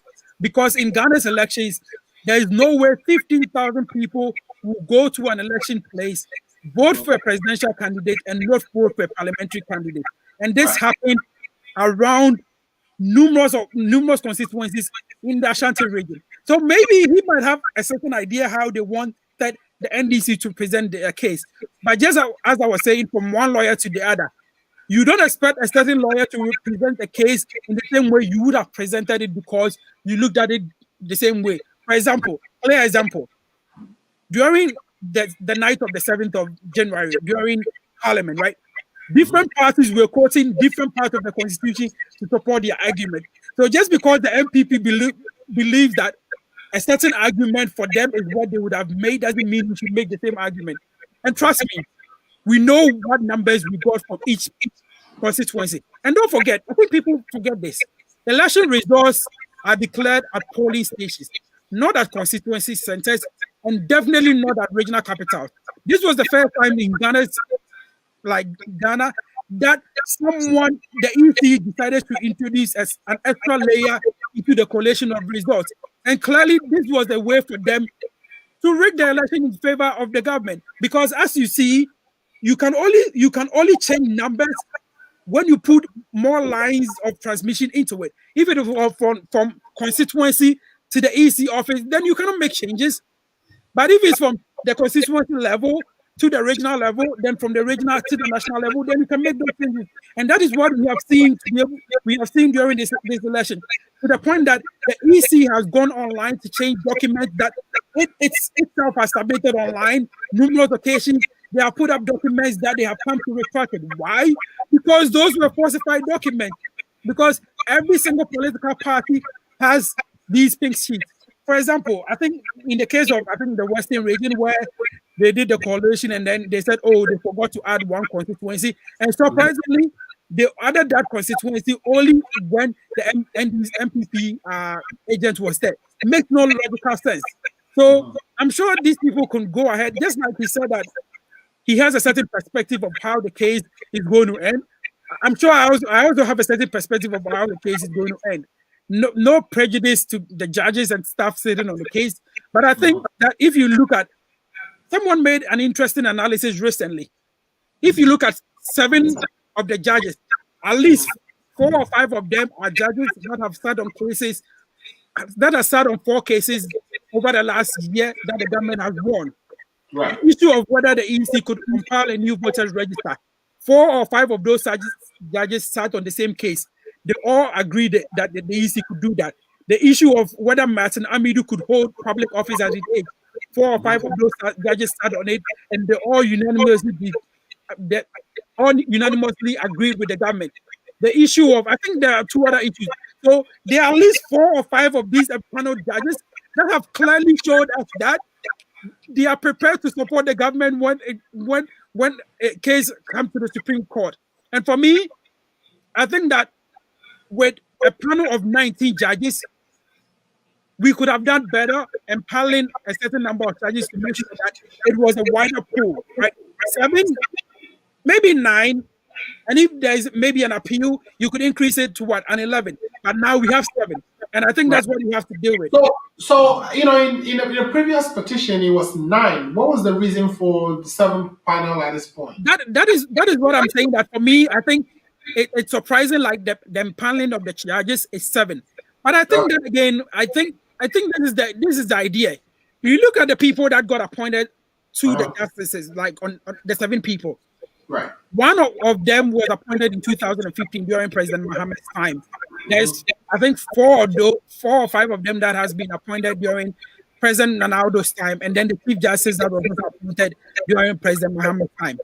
If the court wants to empanel 9 judges, right, they have to add more judges. Every single judge they're going to add is one that is going to be a judge or Supreme Court judge appointed by the Akufo-Addo government.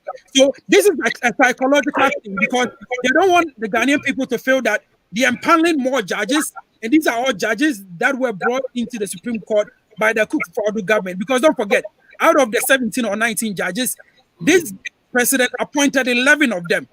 So the probability that if they empanel 9 judges or 11 judges or whatever not, the people appointed by the Akufo-Addo government are going to be the biggest chunk of them. And probably the reason why they are empaneling 7 judges and bringing in about 4 of those people from that group of people that were appointed by the Akufo-Addo government. But some of us, it's a clear thing you can really see through to see that the Supreme Court or the Chief Justice is trying so hard to try to take away that kind of bias that most people might read into the selection of the judges. Because as you clearly said, in 2012, there was 9 judges. We have more judges on the Supreme Court now than we did have in 2012. So if in 2012 we're able to have 9, why do we have 7 now? And I'm sure that towards as the case goes on and as the petition goes on, we will be able to understand maybe the idea or the notion behind how the composition is, and going to the end, we might be able to get a better and fair understanding of why some of those things happened. Okay, great. So we have a few more messages. I'm going to read them, and then I want us to, I think we almost passed 6:30 now. We are 6:37, which is 37 minutes more than we thought. But I want to read messages. When we come back, we're going to look at 1 or 2 economic issues just to kind of speak to some good news, because I know it gets a little contentious and sometimes you get a little negative with the political ones. So let's bring in some good economic news, and perhaps that would be how we close out today. So I think we've read the one from Baslinga. So let's look at another comment here coming from Paul Disosu. He says the MPP person submissions are totally mischievous and propaganda. Kwesi is right here Kwesi is right. He has not read the MDC petition. The reason why he is talking about things he does not understand. So, Mr. Fa, did you take your time to read through the petition that was submitted by the NDC and how? I mean, when we get back, I want you to tell me what your understanding of the petition is. But before so, let me read the other message we have from Thomas Anna. Thomas, thanks for watching. Thomas says, the MPP lawyer said JM should have been kind to the EC because there were mistakes in the election petition. The NDC was more than kind to the EC because before the declaration, the NDC detected anomalies and JM petitioned the EC to hold on so the necessary corrections be made, and the EC refused and went ahead to declare the results. The NDC pushed further for the EC to come to the table so they can resolve the problem, and the EC said no.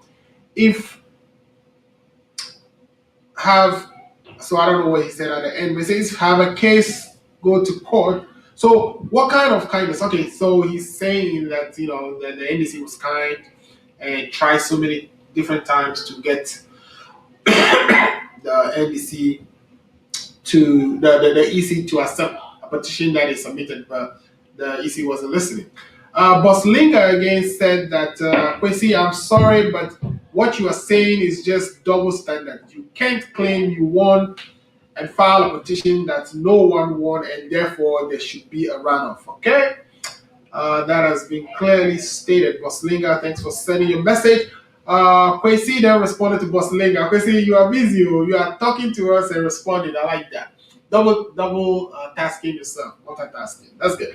So Kwesi says, Boslinga, election declaration isn't based on NDC numbers, notwithstanding the fact that we have our pink sheets. Okay, so I think we've said so much about the case, but there's a question being asked by Kwesi to you, Afa, that you may have not read the petition. Is that true? Did you read the petition? If you read Mahama's petition, what is your understanding of that petition?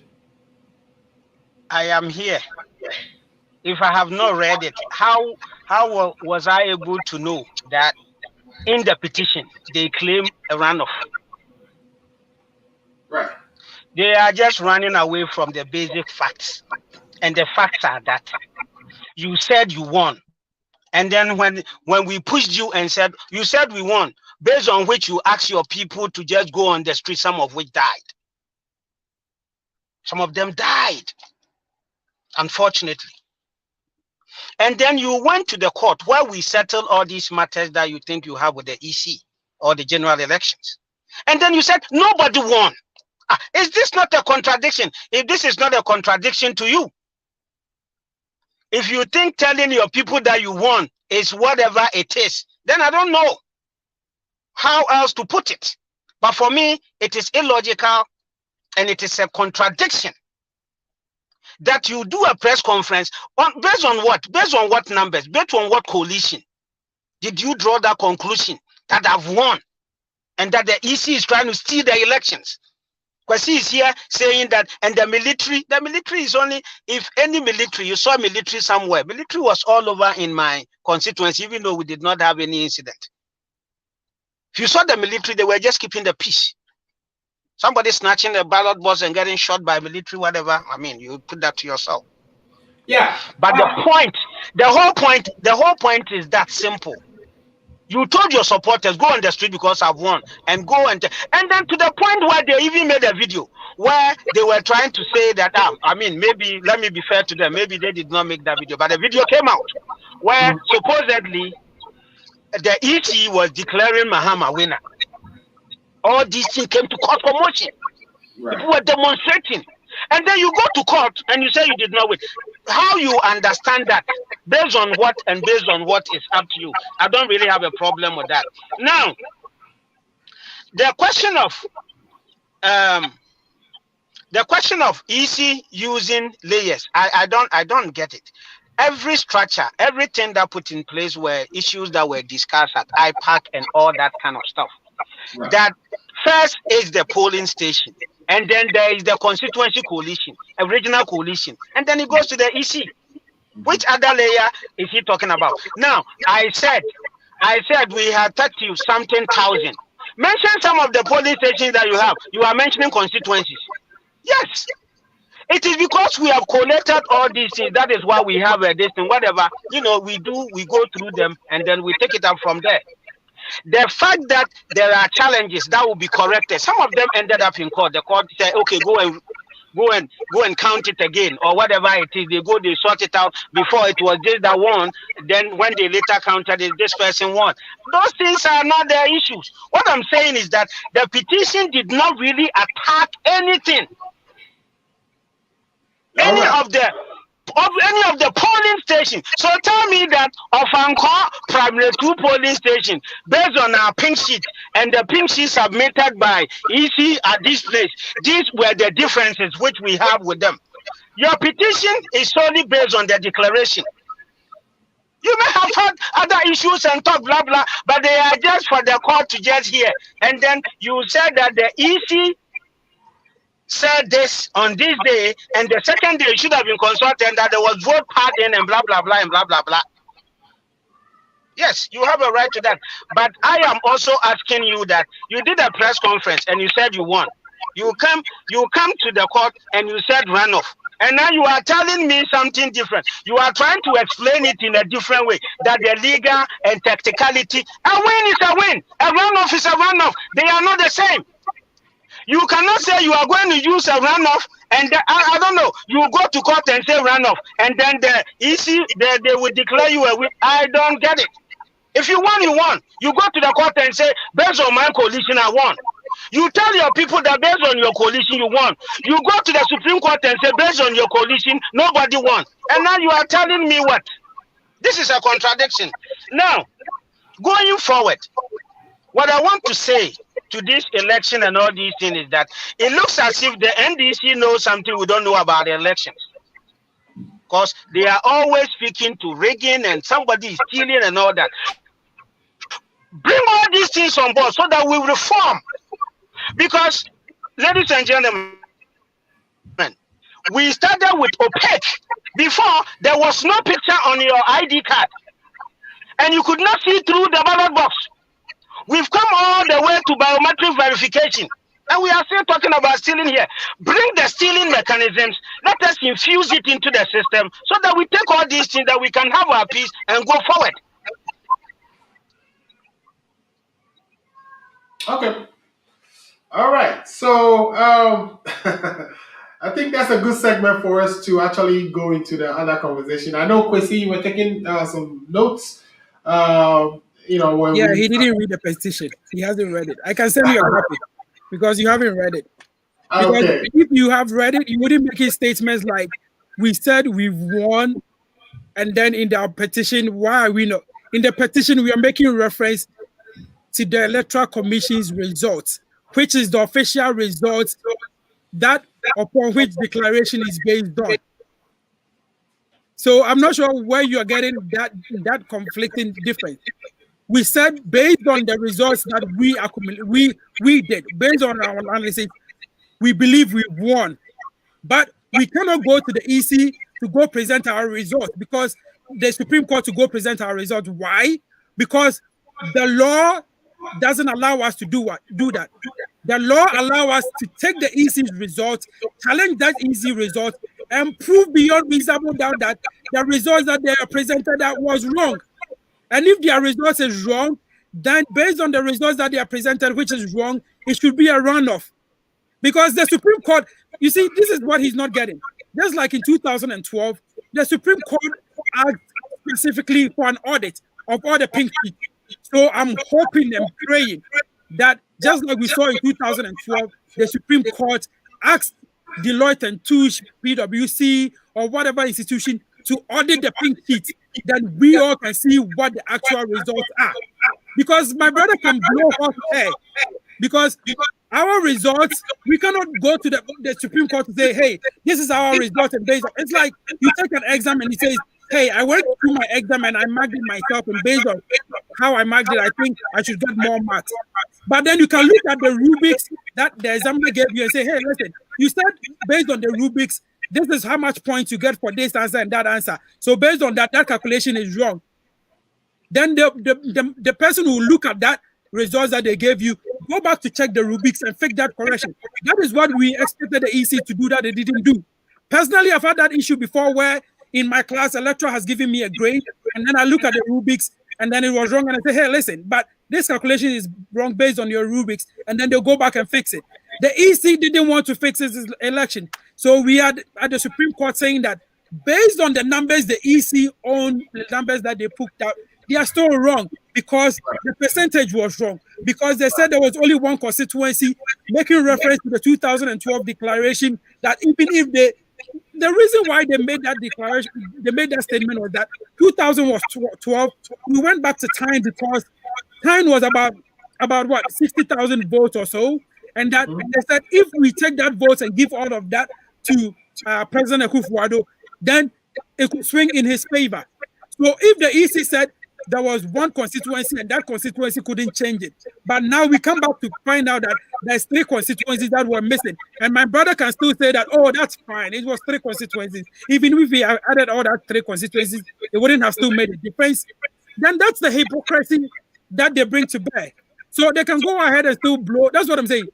If he had read, and he was making reference to the fact that we haven't made specific police station examples of places that were wrong. Maybe he needs to go back and listen to the interview that our communication director granted, where he gave specific police stations, including one in my hometown, Sunyani West, where 49 people were on the voting roll, but they ended up getting 400 people voting in that police station. So he needs to listen to the fact and and he makes reference to the fact that, oh, if I haven't read the petition, how will I know that they're asking for a second round? Maza, someone in the village that has not even attended primary school can stay on the radio and listen and hear that, hey, the NDC is asking for a second round of election because media stations are saying that. So if you haven't read the petition, go read the petition and look at the details. We didn't even ask for one relief. There's about 4 reliefs or 5 reliefs in the petition. So you can't take one relief and go running around it because you probably heard that everyone is talking about it and make utterances about it. So yes, my brother should go read the petition and they should leave us. We know the details of our case and we fight it the best way that we know how. All right, you're gonna fight your petition the best way you know how. We have a few comments. Let me read them, and then we can look at the next thing very quickly before we go. So, Paul really wanted to know if we have a phone for calling, but we don't have that this time. But Paul, we are working on that. So hopefully by next show or the one after, we should have a way for people to actually call us and make their contribution. So we are working on that, Paul. Paul again wants to know, he said Amayo is throwing dust into our eyes this evening. Well, I know Amayo is listening, so he got the message. And also Paul says, yes, we still stand by our press conference and the truth will come out if the Supreme Court gets an independent auditor to audit all the 38,000 pick sheets. Okay. I think Kwesi has hammered that point home. Boslinga is saying, I totally disagree with you, Kwesi. You can claim you won and defend why you are saying you won. Shaking my head. Okay. So he's saying, Boslinga is saying that, you can still claim that you won and then go and defend that. So there's no point in not saying that in your petition. All right. Paul is responding to Boslinga here, and he says, you do not tell us how we should present our case. We know what we are doing. All right. So I think, unfortunately, I don't know what happened, but Mr. F seemed to drop off. I'm going to reach out to see if I can get to him. But before we do so, let's get some money.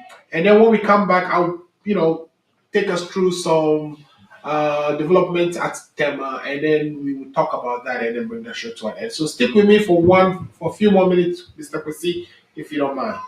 Let's get some money quickly. Hey, this your girl coming all the way from the US of A, yeah, baby, aka yeah, Bantam. And me di feel a buzzing pan and to see one bridge with your money how Ghana mat other romantic. What's me sending provisions as a sutra credit Emma Ebusuya phone and the form one Ghana. And one is a www.ghanamat.com. And then we say, boy, a sharp connection. www.ghanamat.com. Let's provisions in the credit. Na really angazankaza. I have friend numbers na screen aseno. Ghana Mat ye crano.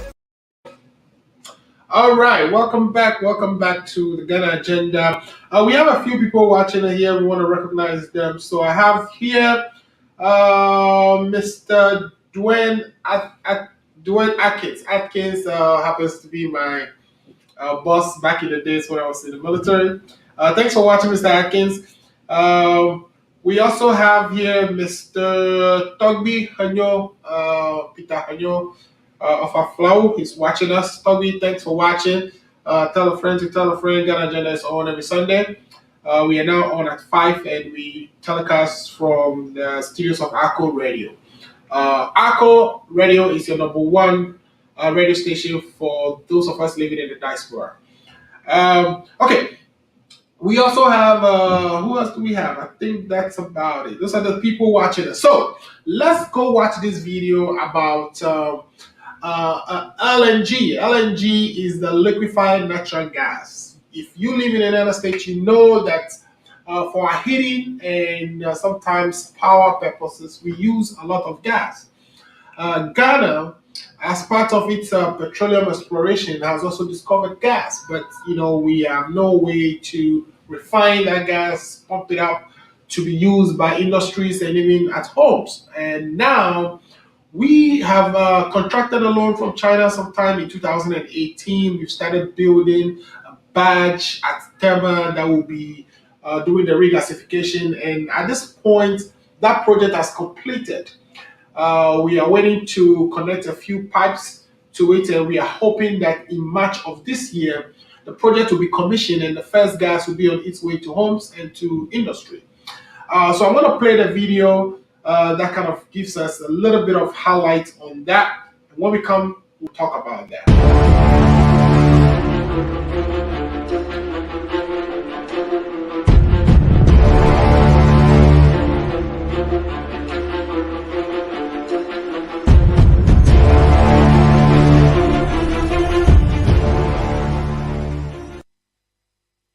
The LNG terminal is being constructed on the back of a 12-year gas supply agreement that was executed between the Ghana National Petroleum Corporation GNPC and Rosneft, a global LNG trader and the world's largest listed oil producer.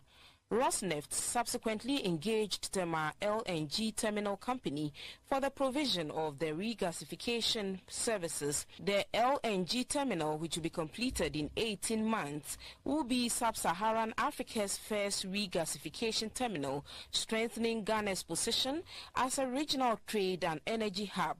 The project, which will generate 1,600 jobs, is estimated to provide about 2 million tons of liquefied natural gas every year. This would mean that the facility would supply about 30% of Ghana's total electricity generating capacity, displacing crude oil and crude derivatives as fuel sources for the generation of power.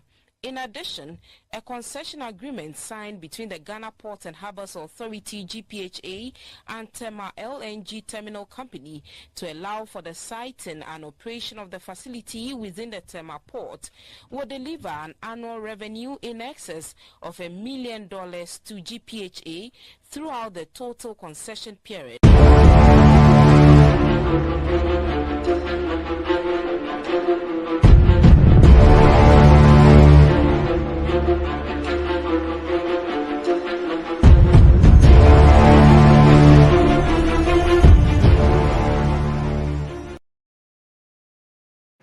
Yeah, so you've heard it, listeners, and Akwesi, I think you've also listened to the tape about the liquefied natural gas project in Tema and the 1.2 million tons of natural gas that we would be having distributed to homes and perhaps to the mining companies and all other industries that may need that. We lost a far, and yes, it's because he was traveling from home to work to home, and of course he was on his phone. So apparently his phone died, and so he couldn't. Oh, there he goes. He managed to plug it in, and he's back with us. So, Afa, what we my phone died though. I'm sure when I went away, Kwesi has hammered me. I didn't say anything. I was waiting for you to come. Okay, good. No, I wasn't paying attention. My phone went off, so I had to charge it a little bit. I don't know how long it can sustain me. Okay, great. So we had a video that we played, and it was talking about how we went to China. We got some loan to build a badge at Tema for regasification purposes, so that our gas from Atuabu and all these other places that we are drilling in conjunction with our carbon petroleums can be processed and then pumped to homes, right? And we are expecting about 1.2 million tons to be added to what we currently have in the system, which is going to increase our production by about 30%. We are saying that This should help industries to kind of ease the power generation issue and perhaps solve some of, even go to the extent of solving our doomsday problem, right? Yes. Now, you haven't watched that video. I just played the video. I haven't asked the first question yet. So I want to kind of give you that breakdown before the question comes. Now, so the first question goes to Akwesi. Kwesi, you have watched this video. What do you think about the fact that would you not credit the government for doing very well in this area? And on the back of that, we also had Moody's. Moody's came out when? I think on the 15th, which is 2 days ago, to say that that they are forecasting our economy to grow at about 4% GDP for 2020. Original estimates were that we were going to grow at 1.5, and Moody's has revised that to 4%. Wouldn't you credit this government for being a better steward of our economy and that they are actually investing in industrializing our country? I think you might want to put one of those issues on the back burners, because I don't think you'll be doing FI any good if you decide for us to talk about how good the government has done in terms of managing the economy. But I'll give you guys one example. Right. As at the end of 2020, Ghana was owing independent power producers $1.7 billion. Mm-hmm. As at the end of 2020. Right. So now it's probably almost $2 billion.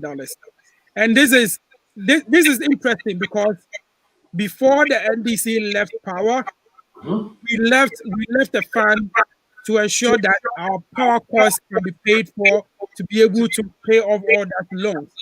We left the ESLA fund. Yeah. The energy sector, we left the ESLA fund.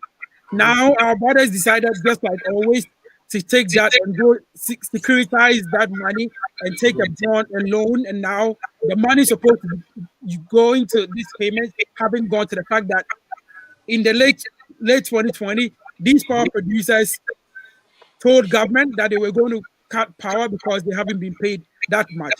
$1.6 billion as of 2020. So I think that's a different matter altogether.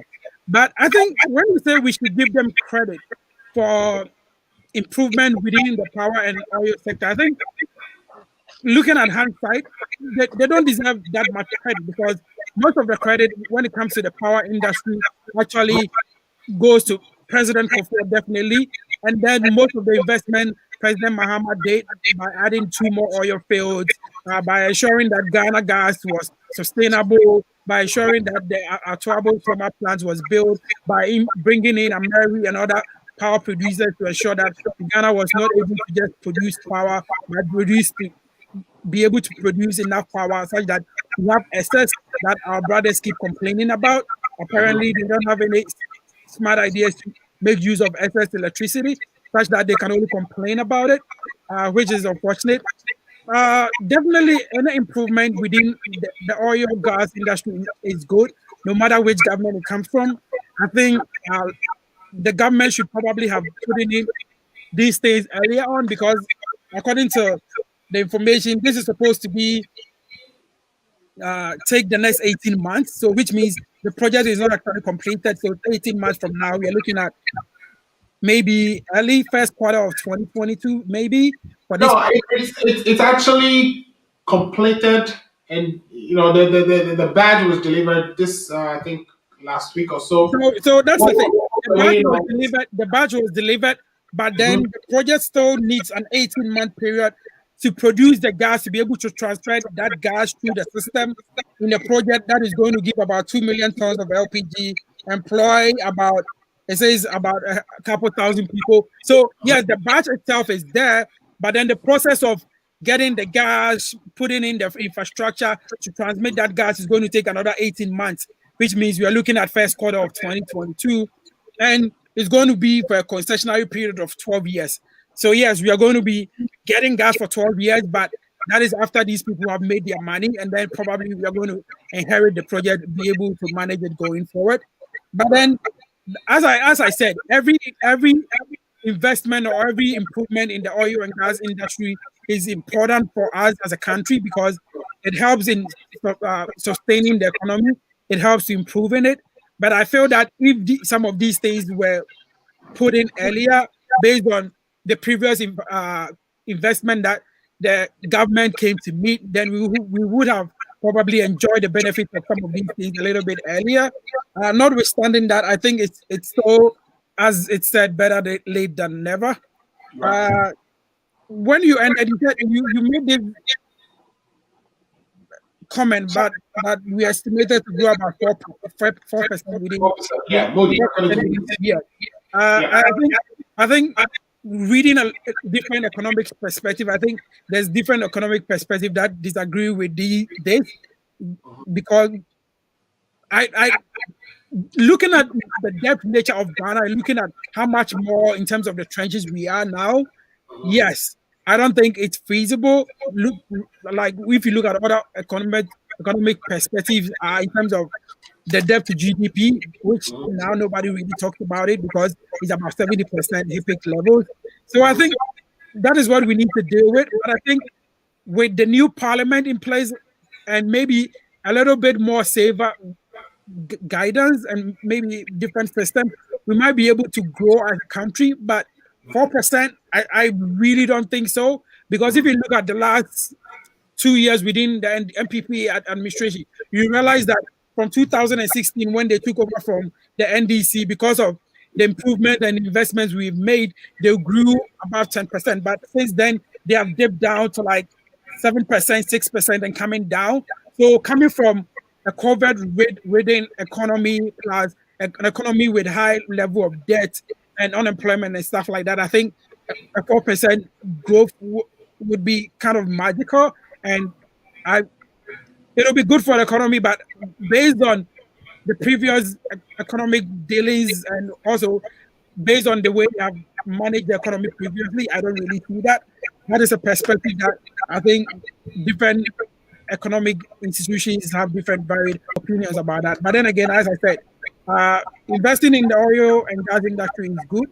We need to make sure that we are putting in place structures and processes to make sure that our people can benefit more from these new investments, that they can build on their level of expertise, they can build on their level of skills to be able that they can be employed in these ventures rather than we importing in people to work on these processes, because in the end we don't get anything substantial about it. But if you can get more and more people trained, more and more people into these areas such that they can build the skills and the expertise to be able to run, then the economy can benefit more from such investments.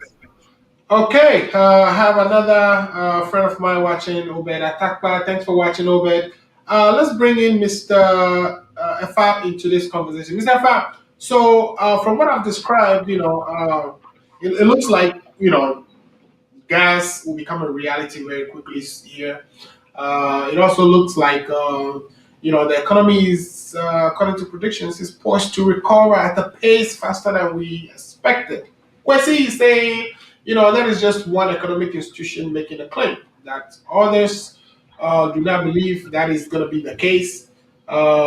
He also says, yes, that, the government would have the country would have been in a better place if the government had acted sooner on this gas concessions stuff, that, we still continue to mortgage our ESLA out, and some of these things issues plaguing our efforts to industrialize and regasify and grow the economy as fast and give employment to our people. What do you say to that? Yeah, thank you. I think Kwesi will say that because if you have a government that came to power and was, for whatever reason, left the economy in shambles because we experienced doom for 4 years, industries were down. Foreign direct investments were affected and all that kind of stuff. Yeah, he will say what he's saying.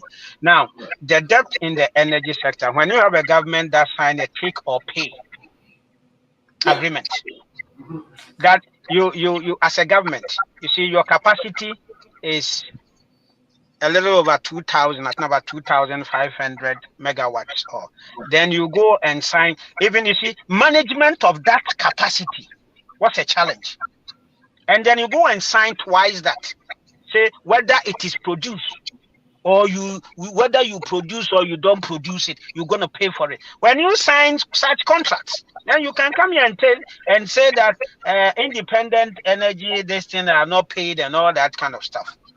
You know, in any case, the energy ministry has assured them that, you know, there are challenges with the economy because due to COVID-19 and all that kind of stuff. So they will be taken care of. So yes, the debts are all there, but we won't be where we are if we had not done certain things in the past. You know, so when it comes to energy sector, we were put into a lot of backlog, you know, with all these energy, blah, blah, blah. And when you talk about it, they say export. Did you make arrangement for exportation?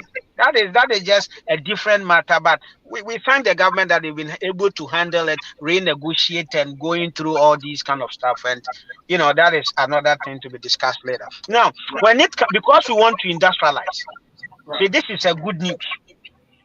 This is good news, but we should work more on that and build. I agree with Kwesi, and build on our local capacity to be able to handle these things.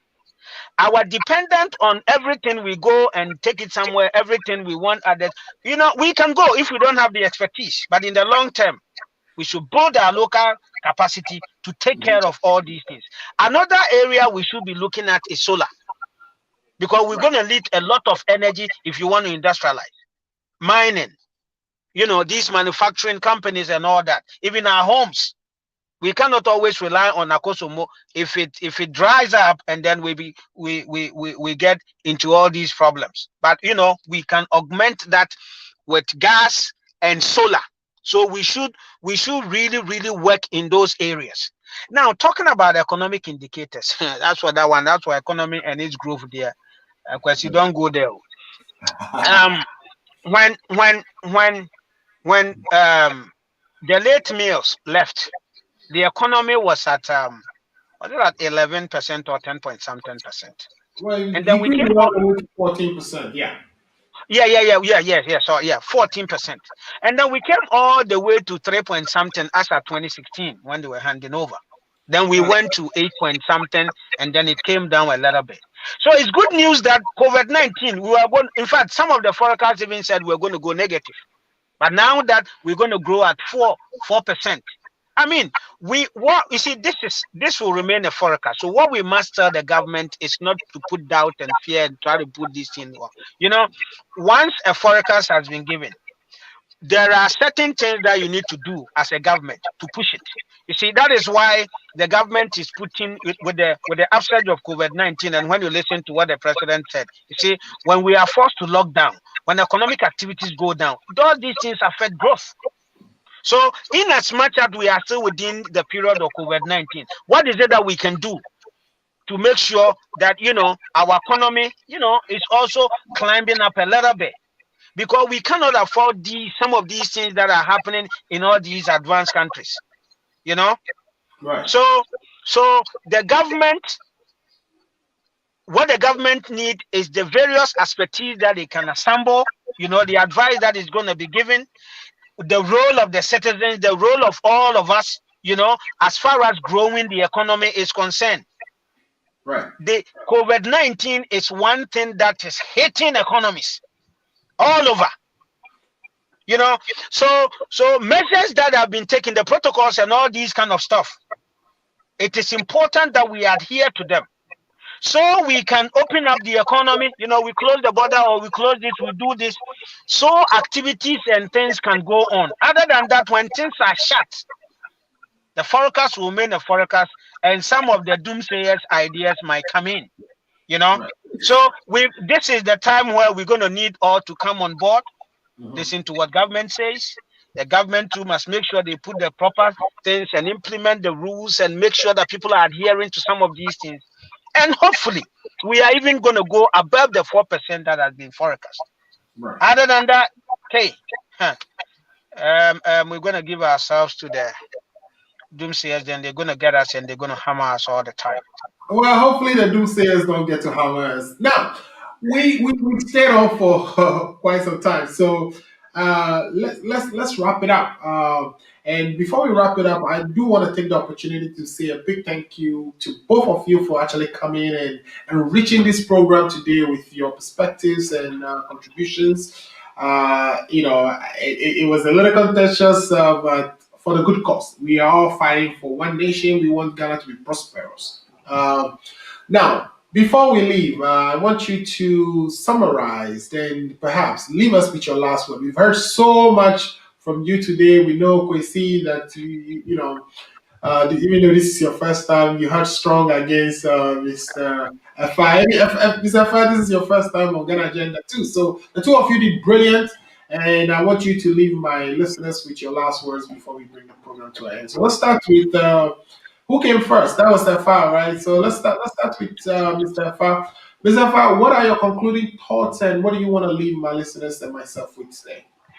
Yeah, I want to thank you for this program, and I want to thank the listeners for listening to us and sharing their thoughts and all that. We don't claim to know it all. We're always going to come and make sure that, we contribute to the development of the country. Now, quickly on the topics that we discussed today, Parliament they have to grow.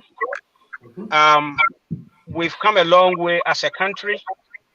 This Fourth Republic has stand the test of time, 28 years and counting.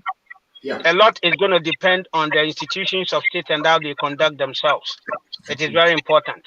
Now, we as citizens, we should stop vilifying these institutions because at one time they do things that we like, at another time they don't do things that we like. It is very dangerous. Now, if institutions are not good, as you are there, I always tell political parties, as you are there, make sure what your opponent is complaining about, you take care of it, because once the table turns, you tend to also complain about. So we should be making suggestions, and we should be making reforms that improve upon the system, that the citizens can benefit from what is expected of the institutions. It is very important, and it is very key. As citizens, let us play our roles in various ways. Don't try to undermine anybody. Don't try to do anything that undermines the system. Right. And we have to implement our laws. If we don't implement our laws, we are never going to grow as a country. You can keep saying, you can keep talking about them, but once you don't practice and people are not punished, people are not put in jail using the appropriate means, we are not going to learn. We're going to get it wrong sometimes, but we correct ourselves. A repetition of the wrongs is what is not acceptable. But once we get it wrong, we correct ourselves, and then we move on as a country. And we pray, we hope and pray that we too, we are going to get there. We're going to get there together. It is not some people that are going to get there. We have to get there together. All right. And last but not the least, we need to create jobs. We need to reduce poverty. We need to make sure that little things that are taking us too long to put in place, we put them. And then Ghanaians also have the benefits for which they keep going, voting and changing government and all that kind of stuff. It's been a pleasure. Kwesi, thank you for coming. Paul DeSoso, I thank everybody. Alfred, thank you very much.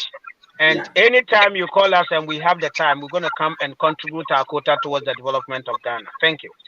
Thank you. Thank you so much. And that's Mr. Efa, who was kind enough to join us today.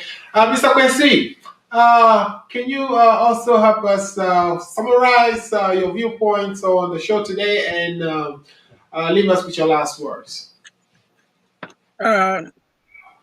I do associate with most of the things that Efa said. I think we only get an opportunity to share our opinions and thoughts. We don't claim to know it all or be an authority on everything. But as he said, this is just an opportunity for us to share what we know, opinions expressed by ourselves or others, or what we think might be a different perspective to look at things. As I said, I do associate with most of the things that he said.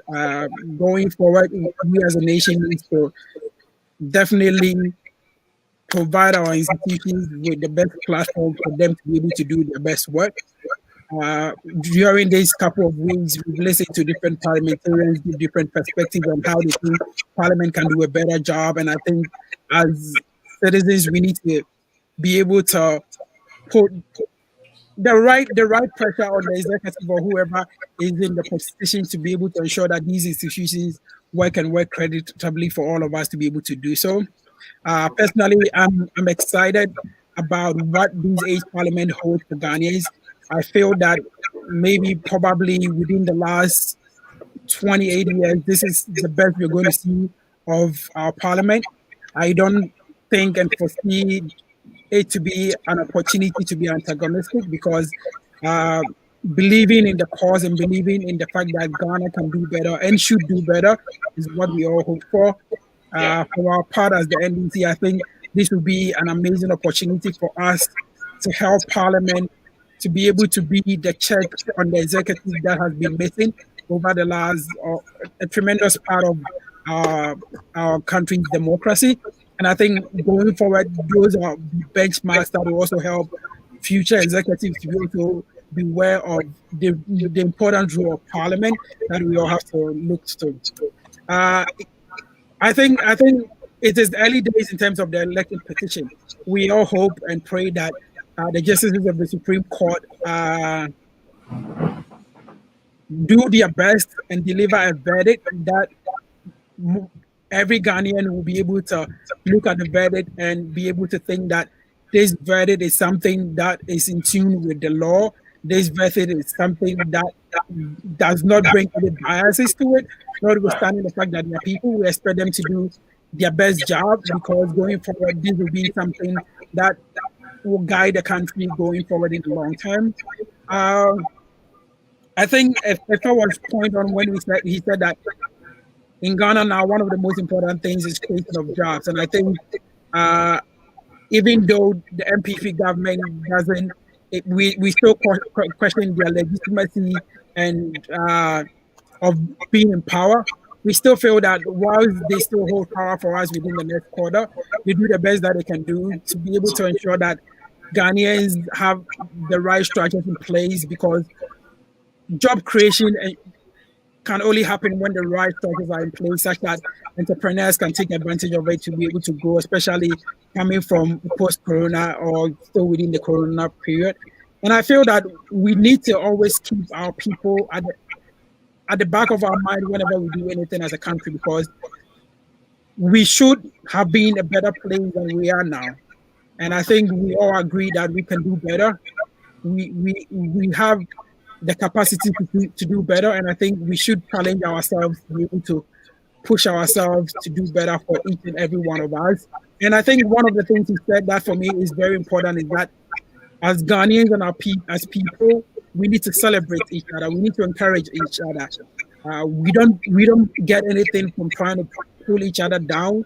We don't get anything from trying to make the other person look weaker or less more intelligent or less more eloquent. Right. Whatever effort that we have, we need to channel that effort to ensure that we are building together a nation that we can all be proud of. And someday we all might be prepared and willing to go back to offer our little due to help make sure that Ghana is the country we like to see. Thank you.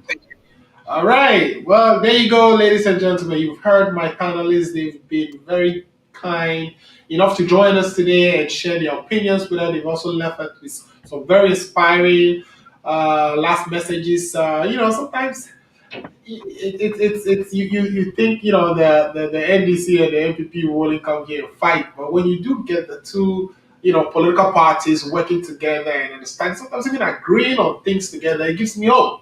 And I think it should give you hope too. Again, this has been the Ghana Agenda for this January 17th. My name is Alfred Amuzu, and we come to you straight out of Washington, D.C. And we are on every Sunday from 5 p.m. to 6 p.m., even though we go over time sometimes. But I wanted to say a big thank you all for watching and for telling your friends about this show. Come back next Sunday, and we would have a packed show for you. Again, thank you all for watching, and thanks to our panelists. Thanks, guys. Bye-bye. Have a good weekend, and we'll meet again next Sunday. Bye-bye. Thank you, Alfred.